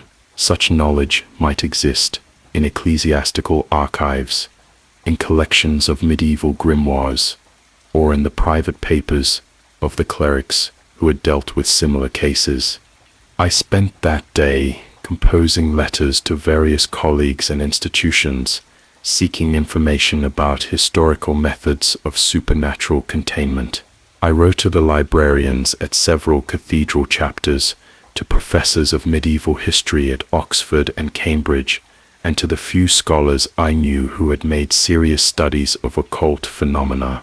If the techniques existed, I was determined to find them. But as I worked, I was constantly aware of the sundial's presence in the garden beyond my windows. Even in broad daylight, it seemed to exert a subtle influence on my thoughts, drawing my attention away from my correspondence and toward speculation about the entity it contained. Several times, I caught myself rising from my desk to look out at the cedar tree, as though compelled by some force beyond my conscious control. It was during one such moment of distraction that I noticed something that sent a chill through my blood. The bronze gnomon, which had pointed toward the house since the previous day, was moving again. I watched in fascination as it slowly rotated, coming to rest in a position that aimed it directly at the study window where I stood. The message was unmistakable. Crowe was aware of my activities and was monitoring my every move. The thought that this ancient evil was watching me as I worked, perhaps even influencing my thoughts and decisions, was almost unbearable. Yet I forced myself to return to my desk and continue my correspondence. If I was to find a solution to this problem, I could not allow fear to paralyze my efforts. That evening, I made another decision that I knew to be dangerous but necessary. I would return to the parish registers and other historical documents, this time focusing not on Crowe's crimes and execution, but on the specific methods used to bind him. There might be details I had overlooked in my earlier researches, descriptions of the rituals performed, the materials used in constructing his prison, the theological or magical principles underlying his containment. I waited until well after dark before making my way to the church, hoping that the nocturnal hours might provide some protection from supernatural observation. The night was clear and moonlit, casting the garden and churchyard in silver light that should have been beautiful but somehow felt ominous and threatening. As I approached the church, I became aware that I was not alone in the darkness. Shapes moved among the tombstones, not the solid forms of living beings, but translucent figures that seemed to drift rather than walk. They appeared to be the spirits of those who had died under mysterious circumstances near the sundial, drawn perhaps by the strengthening of Crowe's influence. They paid me no direct attention, but their presence added an additional layer of supernatural menace to an already terrifying situation. The church itself provided a welcome refuge from these manifestations. I locked the door behind me and made my way to the vestry, where the parish registers waited in their iron-bound chest. Working by lamplight, I began a systematic examination of the earliest volumes, this time paying particular attention to any references that might describe the original binding ritual. It was in a volume dating from 1624, the year after Crowe's execution, that I found what I was looking for. Dr. William Ashby, the rector who had overseen the sorcerer's burial, had made detailed notes about the precautions taken to prevent his posthumous influence. Corpus malefici Silas Crowe combustum est juxta crucem viarum, et cineris in terra maledicta sepulti, lapis monitorius, erectus est cum signis e nominibus angelesis, secundum instructions, magistri, Johannis D. Circulus salis benedicti, circumdatus, et aqua sancta super omnia aspersa, reliquia sanctorum, in lapide inclusi, ut vitutum suam contra malitiam exerciam. The body of the sorcerer Silas Crowe was burned at the crossroads, and the ashes buried in cursed earth. A warning stone was erected with angelic signs and names, according to the instructions of Master John D. A circle of blessed salt was drawn around it, and holy water sprinkled over everything. Relics of saints were enclosed within the stone, that they might exercise their virtue against malice. This was the crucial information I had been seeking. The original binding was not merely a matter of burial and memorial, but a complex ritual incorporating elements of both Christian and magical tradition. Dr. D., the famous Elizabethan mathematician and occultist, had apparently provided the theoretical framework, while the local clergy had supplied the religious authority necessary to make the binding effective. But as I read further, I discovered that the binding had been deliberately weakened when the monument was moved. Episcopus Jubae lapidem ad hortum rectory transferi, sed sign circulo sali, et sign aqua sancta, time et enim nimia, solicitudo vulgi suspicionis excitet, reliquiae sanctorum, in lapide remanent, sed virtus erum sign rituali, protection debilitata. The bishop orders the stone to be transferred to the rectory garden, but without the circle of salt and without holy water. He fears that too much attention from the people might arouse suspicions. The saints' relics remain within the stone, but their power is weakened without ritual protection. So the removal of the monument had indeed compromised its effectiveness, just as Dr. Meredith had theorized. The sacred relics embedded within the stone continued to provide some constraint on Crowe's activities, but without the supporting ritual elements, the blessed salt, the holy water, the proper consecration, the binding had been gradually weakening for centuries. The solution to my problem now seemed clear, though I doubted my ability to implement it. I would need to locate and obtain sacred relics of sufficient power to replace or supplement those already in the stone. I would need to learn the proper ritual procedures for creating a circle of protection. Most importantly, I would need to find some way to perform these rituals without Crowe detecting my intentions and taking action to prevent them. As I made notes on Dr. Ashby's account, I became aware of a change in the atmosphere of the church. The temperature had dropped noticeably, and the flames of my lamp began to flicker as though disturbed by an unfelt breeze. More ominously, I could hear the sound of the church door opening and closing, though I was certain I had locked it securely. Footsteps echoed in the nave, slow, measured paces that spoke of someone taking a casual stroll through the building. But these were not the footsteps of any living person. They had a hollow, resonant quality that seemed to come from beneath the stone floor rather than upon it. I extinguished my lamp and crouched behind the vestry screen, hoping to remain unobserved. Through the carved woodwork, I could see the nave dimly illuminated by moonlight filtering through the ancient stained glass. A figure moved slowly up the center aisle, tall, robed, unmistakably the form of Silas Crowe. Unlike his appearance in the garden, where he had seemed solid and substantial, here in consecrated ground his form was translucent and wavering, as though the sacred nature of the place prevented him from manifesting fully. Yet his presence was no less menacing for being diminished.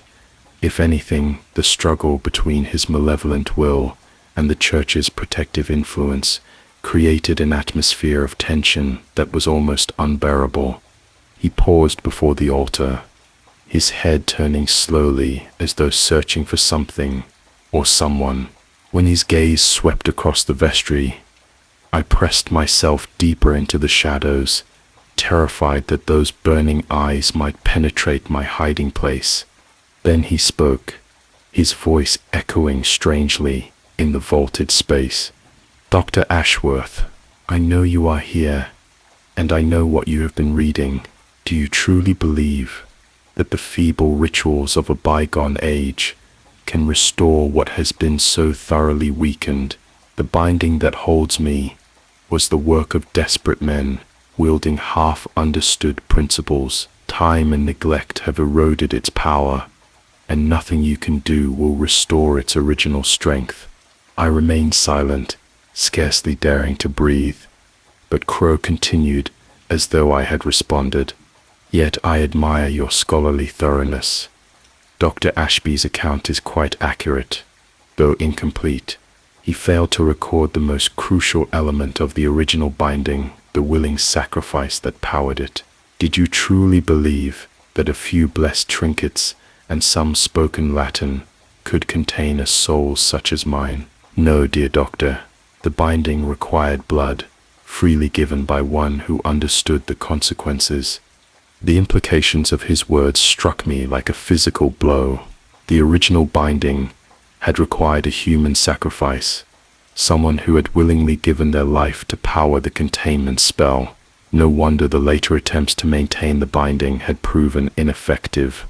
The modern clergy would never have countenanced such methods, even to contain an entity as dangerous as Crowe. "I see comprehension dawning in your mind," he continued, his form becoming slightly more solid as he spoke. "The ritual can indeed be renewed, but only through the same means by which it was originally created, a willing sacrifice offered by one who fully understands the nature of the forces involved. Tell me, Dr. Ashworth, are you prepared to pay such a price for the safety of future generations?" The question hung in the air like a challenge. Was I indeed prepared to sacrifice my life to renew Crowe's binding? The rational part of my mind recoiled from such an extreme solution, yet I could not deny the logic of his argument. If the original binding had required a human sacrifice, and if that was the only way to restore its full power, then someone would eventually have to make that ultimate choice.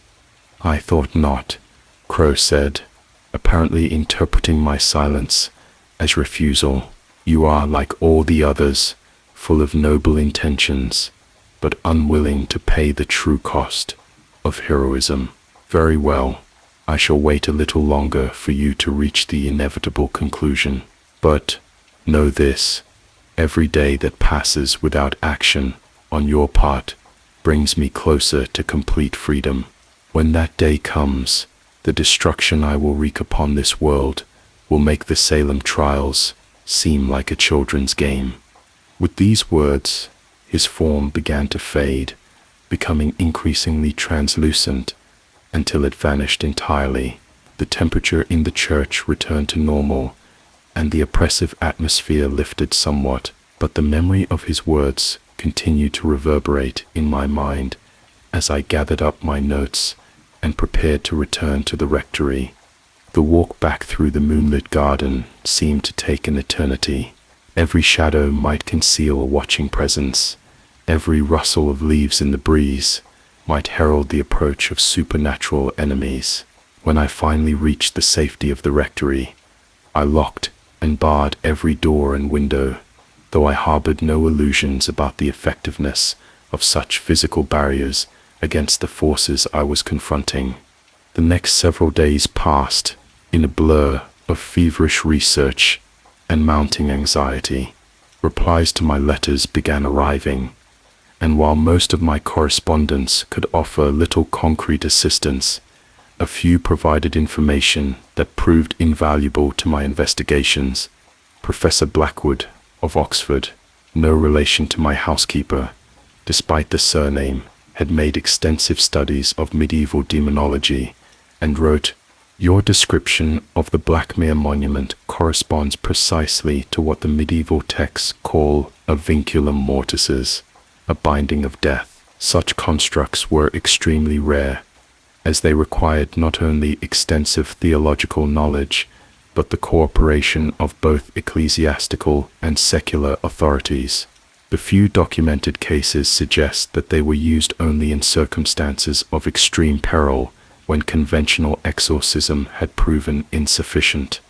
The theoretical basis for such bindings derives from the work of scholars like John Dee and Cornelius Agrippa, who believed that certain malevolent spirits could be imprisoned within physical objects through a combination of sympathetic magic and divine authority. The process was dangerous in the extreme, as failure could result in the entity gaining increased power rather than being constrained. If such a binding is indeed weakening, as you suggest, I would strongly advise against any attempt to renew it without extensive preparation and the assistance of qualified practitioners. The knowledge required has been largely lost, and the consequences of error could be catastrophic. Dr. Whitmore of the British Museum provided additional crucial information. Your inquiry regarding the relics embedded in medieval binding stones touches upon one of the most secretive practices of the early church.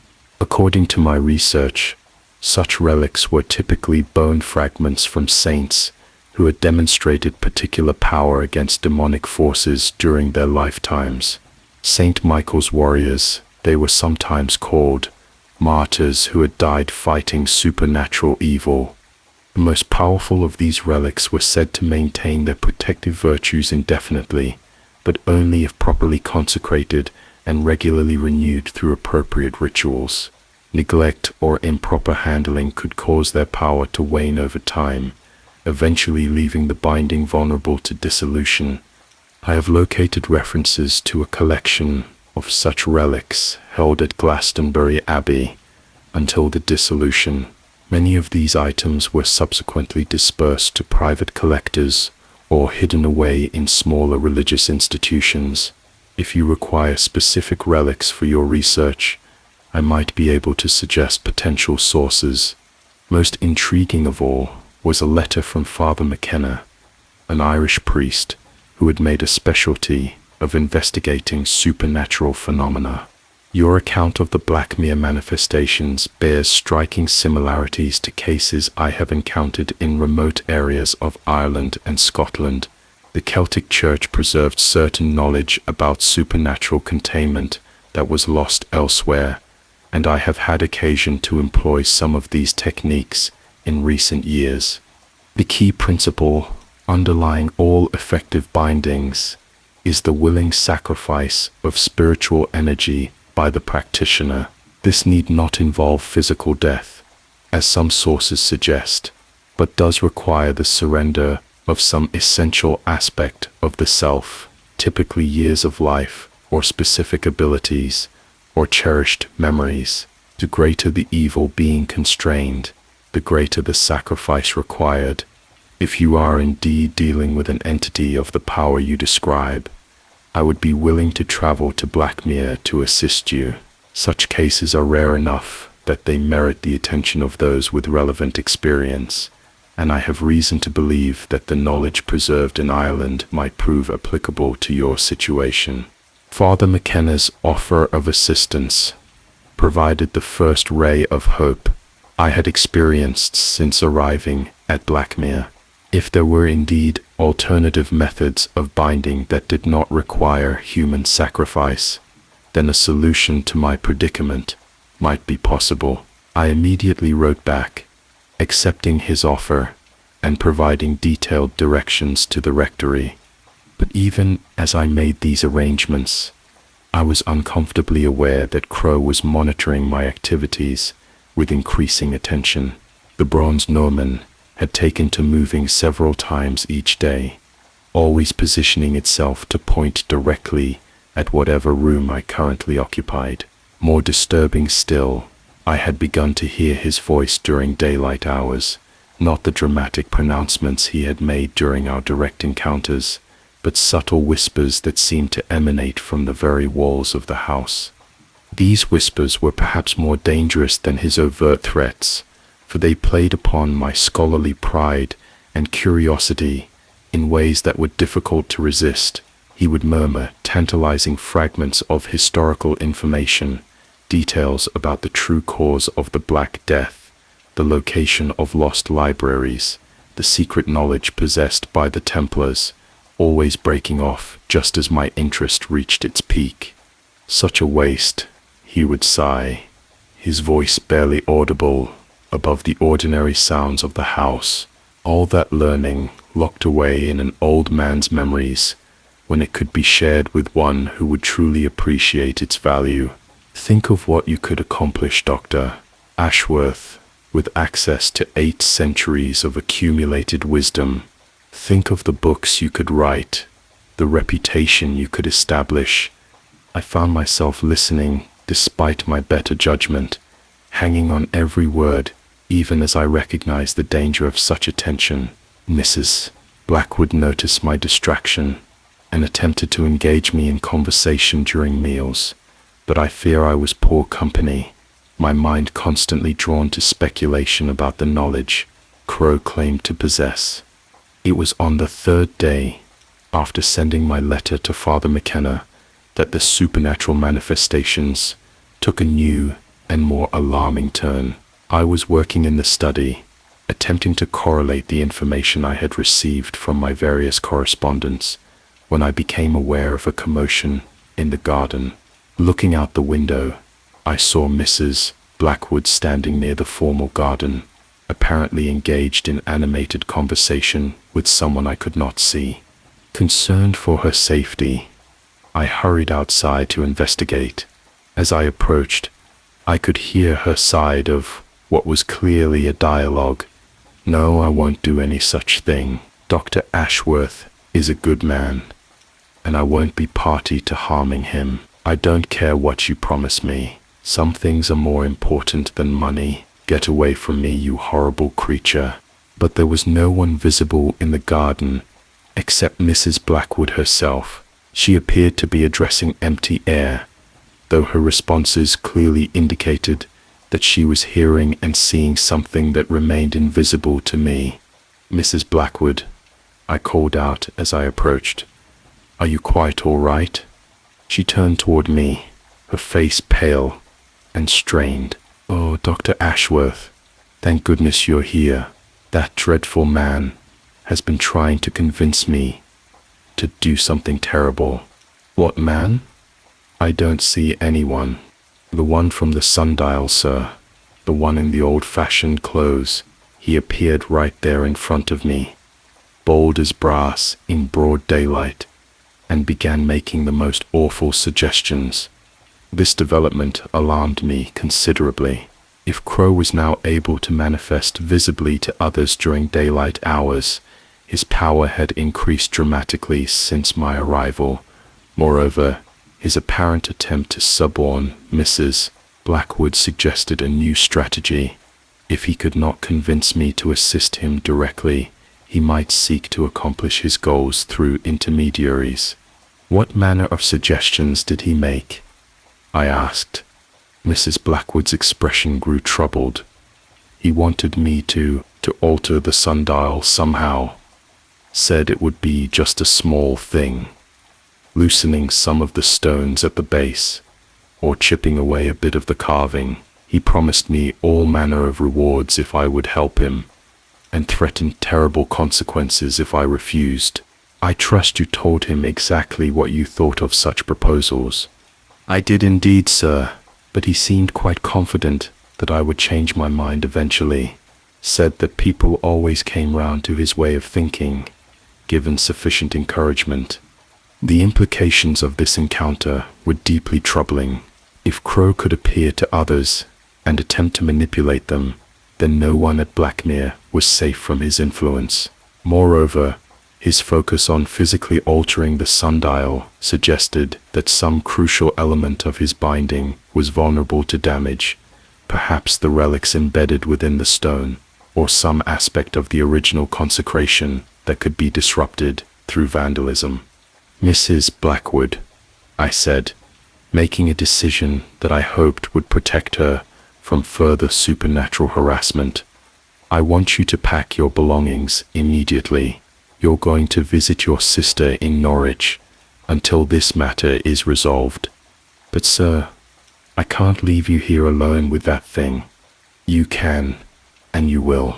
I have help coming, a priest with experience in these matters, but until he arrives, I cannot guarantee your safety if you remain here.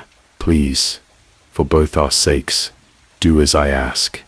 She agreed reluctantly, and within 2 hours she had departed for Norwich in young Tom Hartwell's pony cart.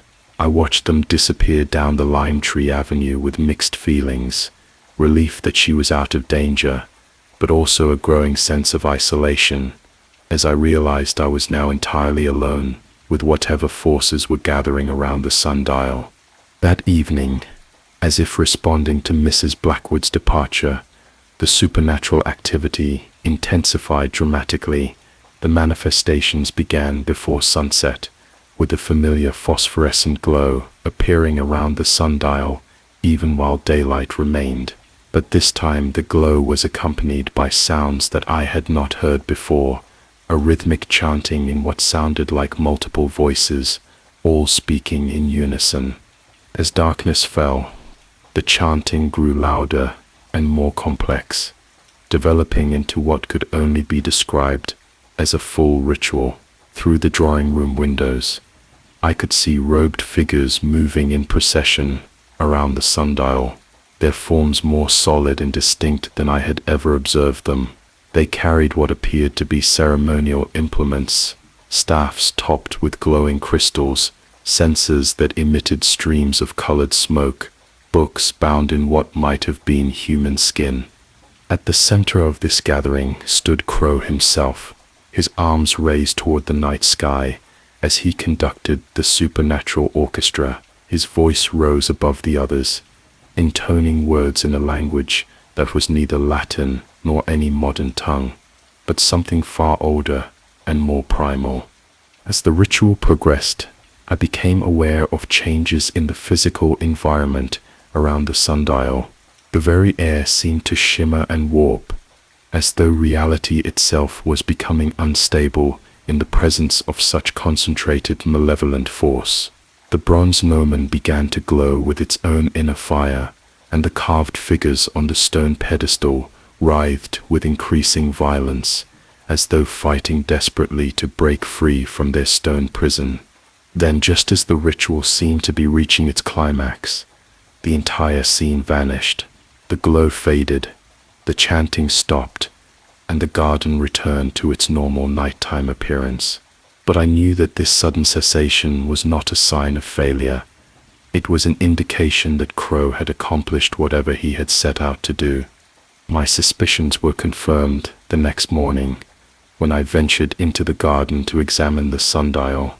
The monument had been fundamentally altered overnight. Several of the carved figures that had adorned its base had been damaged, not by weathering or vandalism, but as though they had been broken from within by the desperate struggles of whatever they were meant to constrain. The bronze noban now glowed with a faint, persistent radiance that was visible even in daylight, and the ground around the sundial's base had cracked and subsided, as though something beneath was pushing upward against the restraining stone.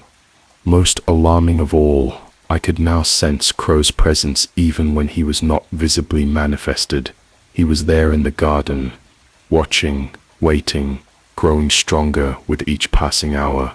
The binding that had held him for centuries was finally approaching its breaking point, and I began to fear that Father McKenna's arrival might come too late to prevent the catastrophe that was clearly approaching. Father McKenna arrived at Blackmere on a grey morning that seemed to presage the supernatural storm that was gathering around the rectory. He came not by the usual route through Wickham, but cross-country from Norwich, having sensed, he later told me, that conventional approaches to the village might be somehow monitored or impeded by the forces we were dealing with. My first impression of the Irish priest was of a man who had seen too much of the world's hidden darkness and yet retained his fundamental faith in the possibility of redemption. He was perhaps 60 years of age, with iron grey hair and keen blue eyes that missed nothing. His bearing was that of a scholar, but there was about him an aura of quiet authority that spoke of hard-won victories over supernatural adversaries. "Dr. Ashworth," he said, as we shook hands in the rectory entrance hall, "I'm afraid your letters conveyed only a fraction of the danger you're facing." I could sense the malevolent presence from half a mile away. How long has the entity been manifesting so strongly? The manifestations have been growing more frequent and more overt ever since my arrival, I replied, but they reached a new level of intensity just 2 nights ago. I fear that whatever is imprisoned beneath that sundial is very close to breaking free entirely. Father McKenna nodded grimly. That corresponds to my own observations. The psychic disturbance is extraordinary. I've rarely encountered anything of comparable strength.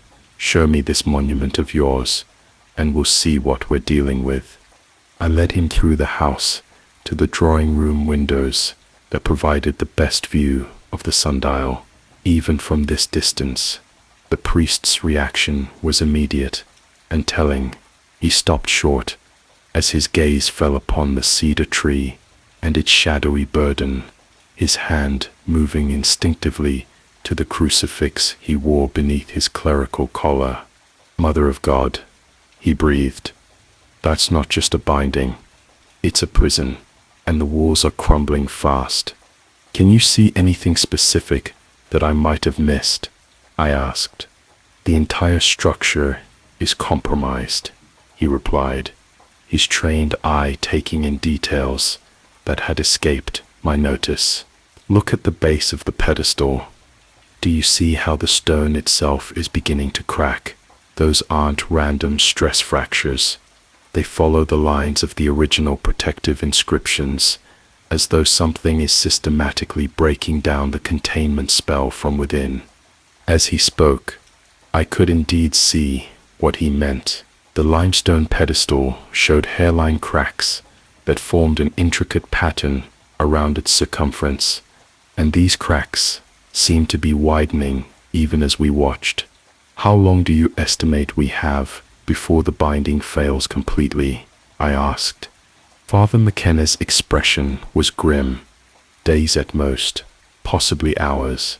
The entity has been using your researchers and those of your predecessor to accelerate the deterioration. Each time someone studies the monument with scholarly intent, they inadvertently feed power into whatever's trapped beneath it. Is there anything we can do to reverse the process? That depends on several factors. First, we need to understand exactly what type of binding we're dealing with. From your description, it sounds like a hybrid of medieval Christian exorcism and much older pagan techniques, probably dating from the period when educated men were beginning to synthesize classical magic with church doctrine. He paused to examine the sundial more carefully, his experienced eye noting details that would have been invisible to a layman. The good news is that such hybrid bindings, while complex, follow certain predictable patterns. The bad news is that renewing them requires not just the right materials and procedures, but a practitioner willing to make a significant personal sacrifice. Crowe mentioned something of the sort, I said, and related my supernatural conversations with the imprisoned entity. Father McKenna listened intently, occasionally asking for clarification of specific details. When I finished, his expression was thoughtful. The creature is being unusually forthright about the nature of the binding, probably because he believes disclosure will serve his purposes. His claim about requiring a willing sacrifice to power the original binding is almost certainly accurate. Such rituals were sometimes employed in extreme cases, though the church officially condemned them. But you mentioned alternative methods in your letter, techniques that don't require human sacrifice. Indeed, the Irish tradition preserves knowledge of what we call gradual bindings restraints that can be powered through the sustained spiritual effort of multiple practitioners over time, rather than through a single catastrophic sacrifice. They're more difficult to create and maintain, but they avoid the moral complications of the older methods. And you believe such a binding could be effective against an entity like Crowe, if we can create it properly? Yes, but we'll need to act quickly before the current binding fails completely. Once he's free, even temporarily, his power will increase exponentially, and binding him again may become impossible. We spent the remainder of that day making preparations for what Father McKenna termed the most dangerous exorcism I've ever attempted. The priest had brought with him a collection of items that would have seemed bizarre to anyone unfamiliar with supernatural warfare. Vials of water from various holy wells in Ireland, fragments of bone from a dozen different saints, ancient manuscripts written in languages I didn't recognize, and an assortment of what could only be described as magical implements. The theory behind gradual binding is relatively straightforward, he explained, as he arranged these materials in the study. Instead of using a single massive surge of spiritual energy to overwhelm the entity, we create a network of smaller, interlocking constraints that gradually tighten over time. Think of it as the difference between trying to stop a charging bull with a single rope versus entangling it in a web. And how exactly do we create this web?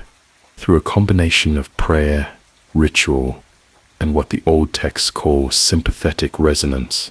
We establish a spiritual connection between the binding site and a network of sacred locations, holy wells, ancient churches, places where the veil between worlds is thin but stable.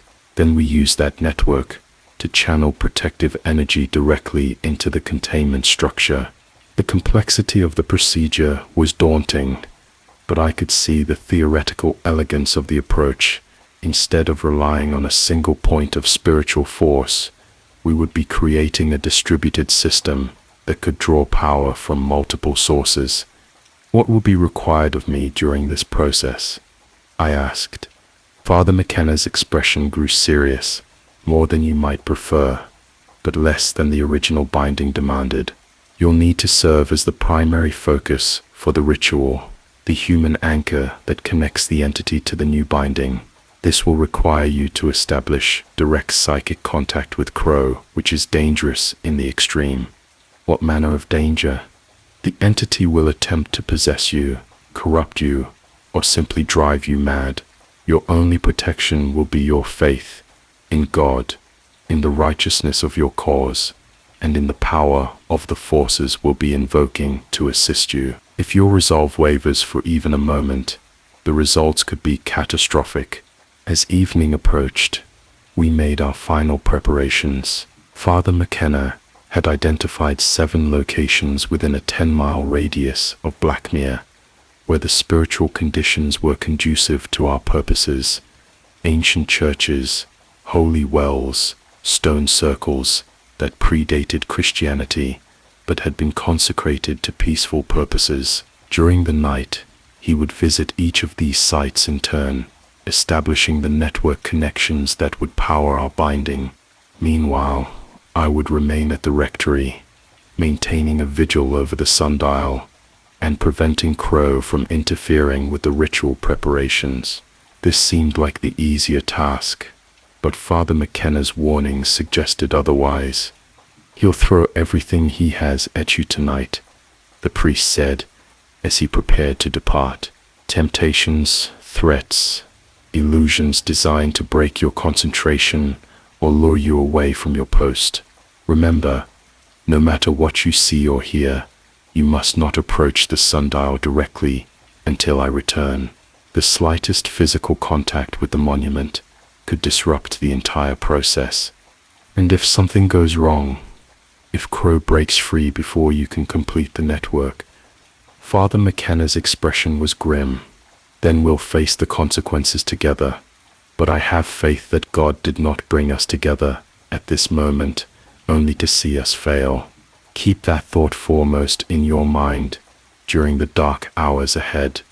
With these words, he departed into the gathering dusk, leaving me alone in the rectory to face whatever supernatural assault Crowe might devise. I positioned myself at the drawing room window with a clear view of the sundial, armed with my Bible, a crucifix Father McKenna had blessed for my protection, and a small vial of holy water from the well at Glastonbury. As darkness fell over Blackmere, I prepared myself for what I knew would be the longest and most terrifying night of my life. The supernatural assault began before full darkness had settled over the garden. As the last rays of sunlight faded from the sky, the familiar phosphorescent glow began to emanate from the vicinity of the cedar tree, but this time it was accompanied by phenomena I had never witnessed before.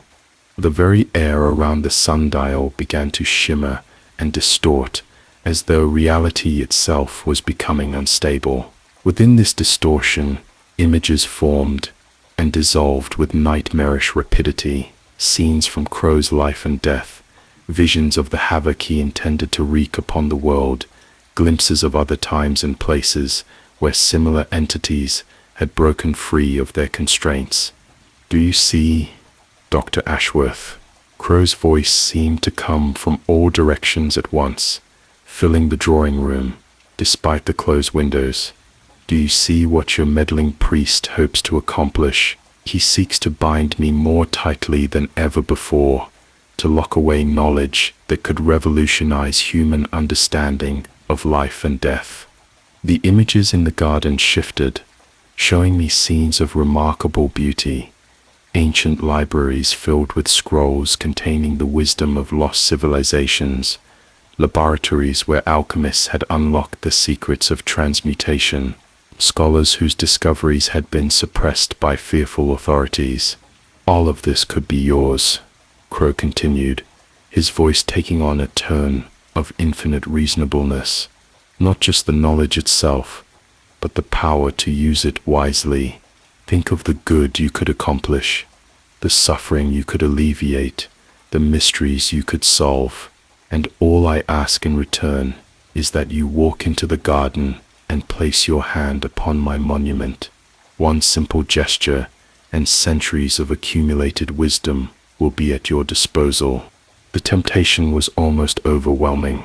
As a scholar, I had devoted my life to the pursuit of knowledge, and the prospect of gaining access to information that had been lost for centuries was nearly irresistible. But I forced myself to remember Father McKenna's warnings about the entity's persuasive abilities, and I clutched my crucifix more tightly as I replied, "Knowledge gained through such means would be corrupted from its very source. I'll have no part in your schemes." Crowe's laughter filled the air around me, cold and mocking, spoken like a true academic, so concerned with the purity of your sources that you're willing to let wisdom perish rather than accept it from an unconventional teacher. "Very well, Dr. Ashworth. If you will not be tempted by rewards, perhaps you can be motivated by consequences." The images in the garden changed again, becoming scenes of destruction and horror. I saw great cities consumed by supernatural fire, armies of the dead rising to overwhelm the living, plagues that turned men into mindless beasts, driven only by hunger and rage. "This is what will happen when I am finally free," Crowe said, his voice now filled with malevolent glee. "Not immediately, perhaps, but inevitably. I have had 3 centuries to plan my revenge against the world that imprisoned me, and that revenge will be thorough and terrible. Every death, every act of suffering, every moment of despair that follows my release will be upon your head, Dr. Ashworth. You could prevent it all with a single gesture, yet you choose to preserve your own moral purity while condemning millions to destruction." The visions were so vivid, so convincingly detailed, that I found myself questioning my resolve. Was it truly moral to refuse Crowe's bargain if the alternative was the destruction he threatened? Perhaps there was some way to accept his offer while limiting the potential for abuse. But even as these doubts formed in my mind, I recognized them as products of the entity's psychological manipulation. Crowe was a master of persuasion who had had centuries to perfect his techniques. Every argument he presented, every vision he showed me, was carefully calculated to exploit my particular weaknesses and fears. "You waste your breath," I said aloud, as much to convince myself as to defy him. "I know what you are, and I know what you're trying to do. Your promises are lies, and your threats are the desperate ravings of a trapped criminal." The response to my defiance was immediate and violent. The supernatural disturbance around the sundial intensified dramatically, and the phosphorescent glow began to pulse with a rhythm that seemed to synchronize with my own heartbeat. The images in the garden became more personal, more targeted, scenes from my own past, twisted and perverted to maximum psychological effect. I saw myself as a chaplain in France, comforting dying soldiers while secretly doubting the existence of the God I claimed to represent. I saw my academic colleagues mocking my research behind my back, dismissing my work as the pedantic scribblings of a second-rate scholar. I saw the loneliness and disappointment that had driven me to accept the position at Blackmere in the first place. An aging bachelor with no family, no close friends, no real purpose beyond the pursuit of increasingly obscure academic questions. "Look at yourself," Crowe whispered, his voice now intimate and sympathetic. "Look at what you've become. A man without love, without purpose, without any real connection to the world around you. Is this truly the life you want to preserve? Is this existence so precious that you'll sacrifice the welfare of countless others to maintain it?" The psychological assault was devastating in its accuracy. Every weakness, every failure, every moment of self-doubt was laid bare and amplified until I felt crushed beneath the weight of my own inadequacies. For a moment I wavered, my hand actually reaching toward the door that would take me into the garden and toward the sundial.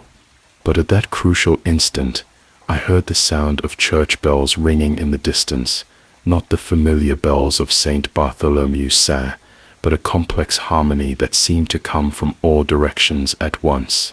Father McKenna had begun his work at the sacred sites, and the network of spiritual protection was starting to take shape. The sound of those bells carrying across the night air, the accumulated prayers and faith of 1,000 years, reminded me that I was not facing Crowe's temptations alone. I was part of a tradition that stretched back through centuries of men and women who had chosen to stand against darkness despite the personal cost. My individual weaknesses and failures were real enough, but they were not the whole story. "You have no power over me," I said, and this time my voice carried conviction. "Whatever I may be, whatever I may have done or failed to do, I choose to serve something greater than myself, and that choice makes me stronger than you can comprehend." Crowe's response was a shriek of frustrated rage that seemed to shake the very foundations of the house.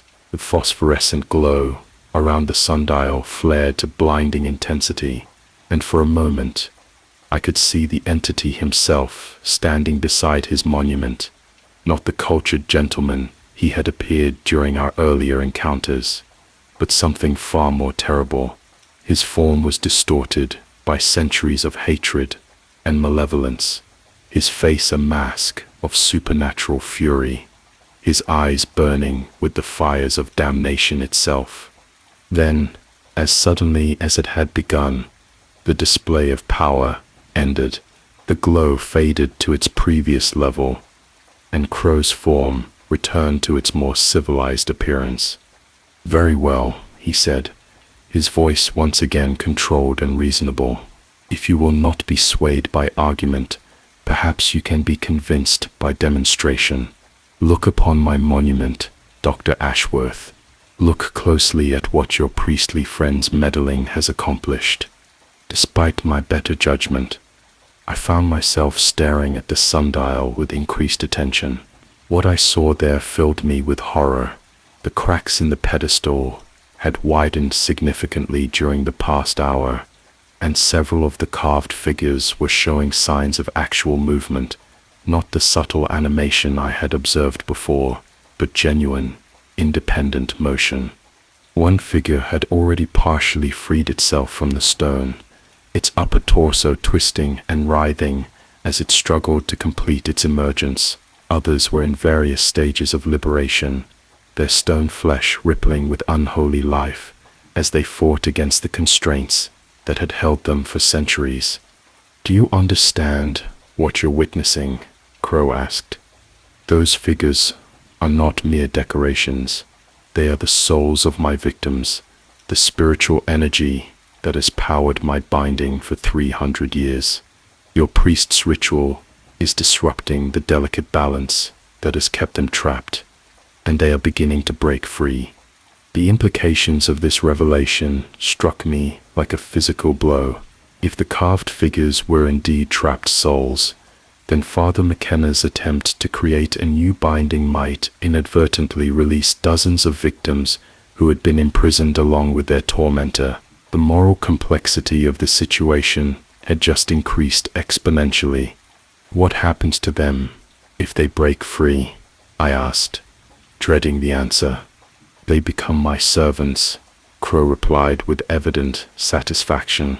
"3 centuries of imprisonment have driven them quite mad, and they will do anything I command in exchange for the promise of eventual release." Imagine Dr. Ashworth, dozens of supernatural entities, each carrying all the hatred and despair of a victim of dark magic, all devoted to carrying out my will.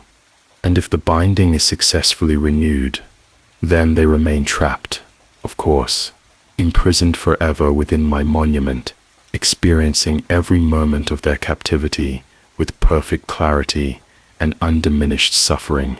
Your priest's noble gesture will condemn them to an eternity of torment. The choice Crowe was offering me was diabolical in its simplicity. Allow him to escape and unleash supernatural chaos upon the world, or renew his binding and condemn his victims to eternal suffering. Either path led to terrible consequences, and any decision I made would result in incalculable harm to innocence. But even as I struggled with this impossible moral equation, I realized that I was falling into another of Crowe's psychological traps. He was presenting me with a false dilemma, forcing me to choose between two unacceptable alternatives while ignoring the possibility that other solutions might exist. "There is another way," I said, the words coming from some deep reservoir of faith I hadn't known I possessed. Father McKenna's ritual doesn't just create a binding, it creates an opportunity for redemption. Those souls you've trapped can be freed, but not in the way you intend. They can be released to whatever fate awaits them in the next world, rather than being condemned to serve your malevolent purposes. Crowe's expression grew uncertain for the first time since our confrontations had begun. "You speak of matters beyond your understanding, Dr. Ashworth. The souls of my victims are bound to me by bonds that cannot be severed by mortal will. Perhaps not by mortal will alone." I agreed. "But we are not working alone, are we? We have assistance from sources you cannot comprehend or influence." As if in response to my words, the sound of the distant bells grew stronger, and I could sense Father McKenna's ritual approaching its culmination. The network of sacred sites was nearly complete, and spiritual energy was beginning to flow through the connections he had established. But Crowe was not finished with his attempts at manipulation. As the protective network strengthened, his own manifestation became more solid and menacing. "You think you understand what you're dealing with," he snarled, his civilized facade finally dropping away entirely.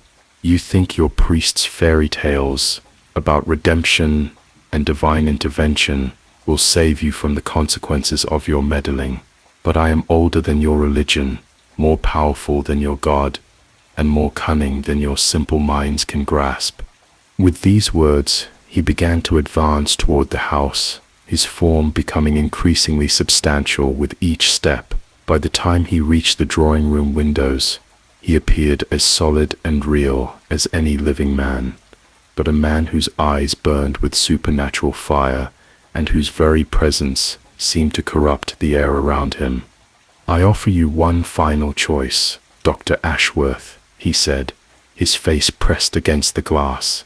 "Walk away from this window. Leave the house. Go anywhere you please, but do not interfere with what must happen tonight. Do this, and I will spare your life when I am free. Continue to oppose me, and I will make your suffering legendary among the damned." The glass began to crack under the pressure of his supernatural presence, and frost formed around the edges of the window frame, despite the summer warmth of the evening. But I had moved beyond fear now, sustained by a certainty that came from sources deeper than conscious thought. "No," I said simply, "I will not abandon my post." Crowe's shriek of rage shattered the glass entirely, but instead of entering the house, his form suddenly began to waver and fade.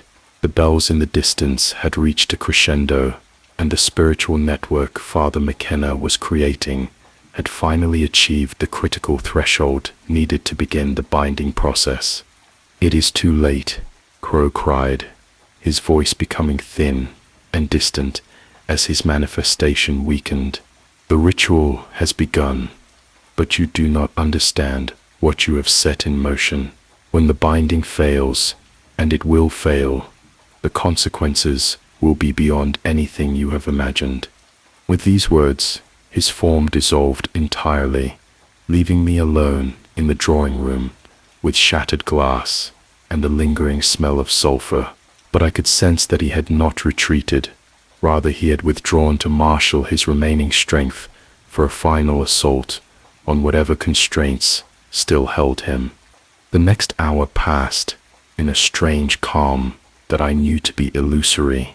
The supernatural manifestations around the sundial continued, but they seemed somehow muted, as though viewed through thick glass. The phosphorescent glow pulsed steadily, and the carved figures continued their struggles to break free, but their movements appeared slower and more labored than before. Then, shortly after midnight, I heard Father McKenna's voice calling from the garden, "Dr. Ashworth, the network is complete. It's time to begin the final phase." I made my way outside, still carrying the blessed crucifix and holy water the priest had given me for protection. As I approached the sundial, I could see that fundamental changes had taken place during the night. The monument itself appeared somehow more solid and defined, as though the spiritual energy flowing through Father McKenna's network was reinforcing its physical structure. The priest himself stood just outside the circle of phosphorescent radiance, his face drawn with exhaustion, but his eyes bright with determination.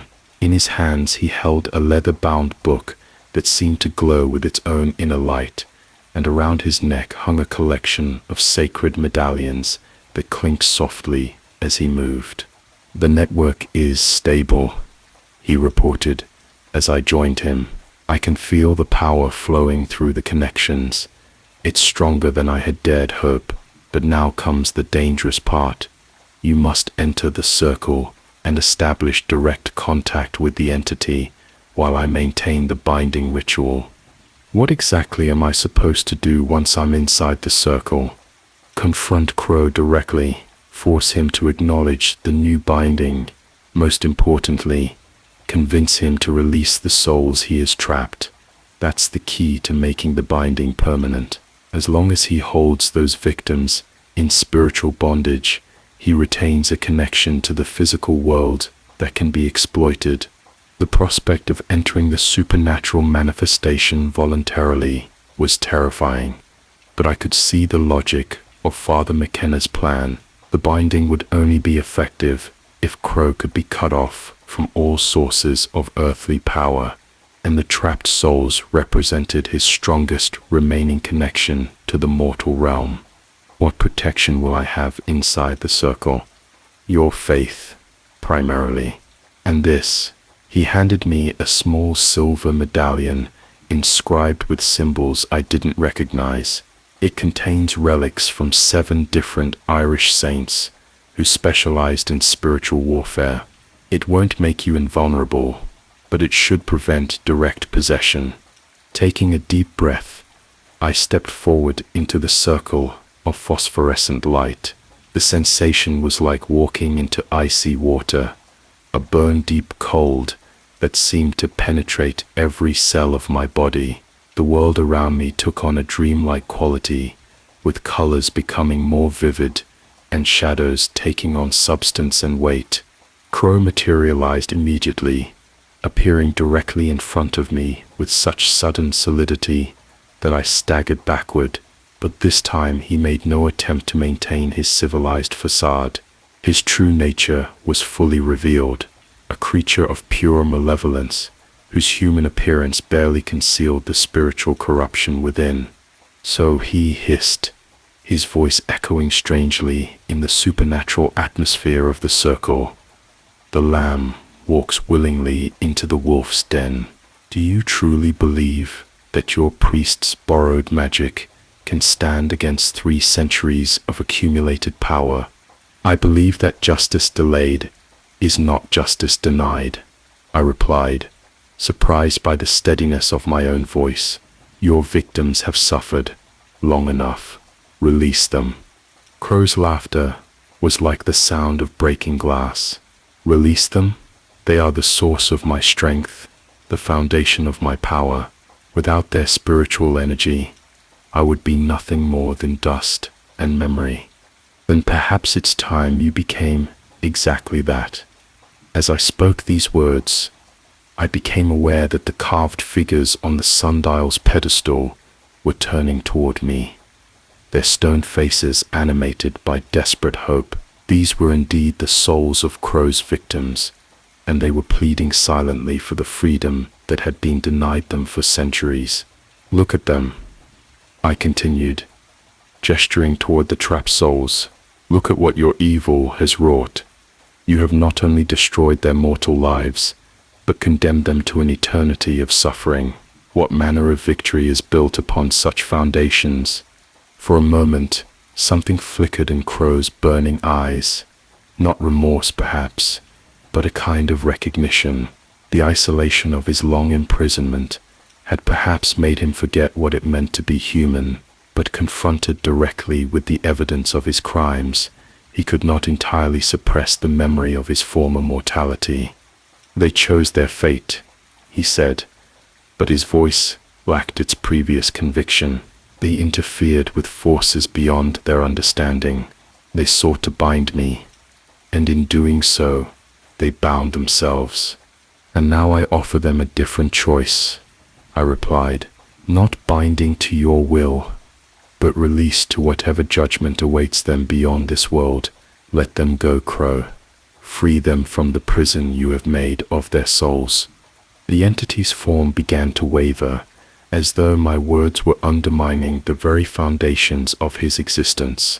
Around us, the phosphorescent glow pulsed more rapidly, and I could hear Father McKenna's voice chanting in Latin as he worked to channel the power of the spiritual network into the binding. You do not understand what you ask, Crowe said, his voice becoming desperate. Those souls are not merely my prisoners, they are part of me now. To release them would be to destroy myself. Then perhaps destruction is what you deserve. No, his shriek filled the circle, causing the very air to vibrate with supernatural force. I will not be unmade by the meddling of insignificant mortals. I am Silas Crowe, master of the hidden arts, lord of the spaces between worlds. I will not. His words were cut off as Father McKenna's chanting reached a crescendo, and the power flowing through the network suddenly intensified. The phosphorescent glow around us began to take on a different quality, less cold and menacing, more warm and welcoming. Within this transformed radiance, the carved figures on the sundial began to change. Instead of writhing in torment, they turned their faces upward with expressions of wonder and gratitude. One by one, their forms began to dissolve, not destroyed, but transformed, released from their stone prison to continue their journey to whatever lay beyond. What are you doing? Crowe cried, his own form beginning to fade as the souls that had powered his earthly manifestation were freed. Stop this. You cannot. But his protests grew weaker as each liberated soul departed, taking with it a portion of his ability to influence the physical world.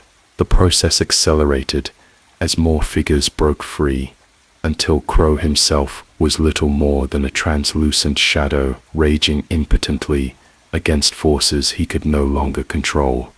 This is not possible, he whispered, his voice barely audible above the sound of Father McKenna's continued chanting. The binding was perfect. The ritual was flawless. How can mortal will overcome such carefully constructed constraints? Because, I replied, understanding flooding through me as I watched the last of the trapped souls find their release. Your binding was built on suffering, and ours is built on redemption. Your power came from chains of hatred and despair, but ours draws from the willing sacrifice of love. As the final carved figure dissolved into light, Crowe himself began to fade rapidly, but his last words carried clearly across the circle. You have won this battle, priest and scholar, but the war is far from over. There are others like me, and not all of them will be so easily contained. Remember this night, when next you encounter forces that your understanding cannot encompass. With these words, he vanished entirely, leaving behind only the warm glow that continued to emanate from the sundial. But the monument itself had been transformed. The limestone pedestal, previously covered with writhing figures, now bore carvings of saints and angels in attitudes of prayer and protection. The bronze gnomon had lost its anthropomorphic features, becoming a simple pointer that aimed true north, as any proper sundial should. Father McKenna approached the circle cautiously, his ritual book still glowing with residual power. "Is it finished?" I asked. "The immediate danger is past," he replied. "Crowe has been banished to whatever realm awaits unrepentant souls, and his victims have found their release. The new binding should hold indefinitely, powered as it is by positive rather than negative spiritual forces. And the sundial itself? Transformed into what it always should have been, a genuine monument to the triumph of faith over darkness. The network I established will continue to channel protective energy into this site for as long as the sacred places that anchor it continue to exist." As we stood there in the gradually fading glow, I felt a profound sense of completion. The mystery that had drawn me to Blackmere had been solved, the danger had been averted, and the long-suffering victims had finally found peace. Yet I was also aware that, as Crowe had warned, this victory was only one battle in an eternal war between light and darkness. From Dr. Ashworth's private journal, dated November 15th, 1923. 4 years have passed since that terrible night at Blackmere, and I find myself compelled to set down these final thoughts before whatever is to come next in this strange journey I have undertaken. I remained at the rectory for another 6 months after Father McKenna's departure, partly to ensure that the new binding was holding firm, but mostly because I found myself reluctant to leave a place that had become so significant to my understanding of the world's hidden realities. The sundial continued to function as any normal garden ornament should, telling the hours with mechanical precision and showing no sign of the supernatural forces that had once surrounded it. Mrs. Blackwood returned from Norwich and proved remarkably adaptable to the changes that had taken place during her absence. Indeed, she seemed to sense immediately that the oppressive atmosphere that had long plagued the rectory had been lifted, and she resumed her duties with a cheerfulness I had never previously observed in her.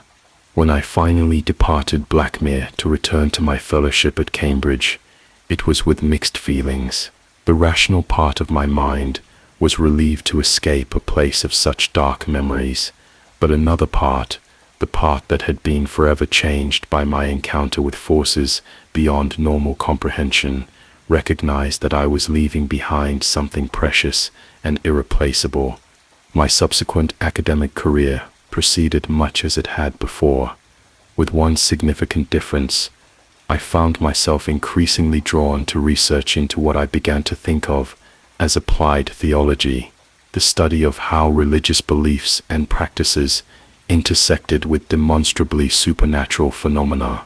This was not a popular field of inquiry among my colleagues, who preferred to treat such matters as purely historical curiosities, but I persevered.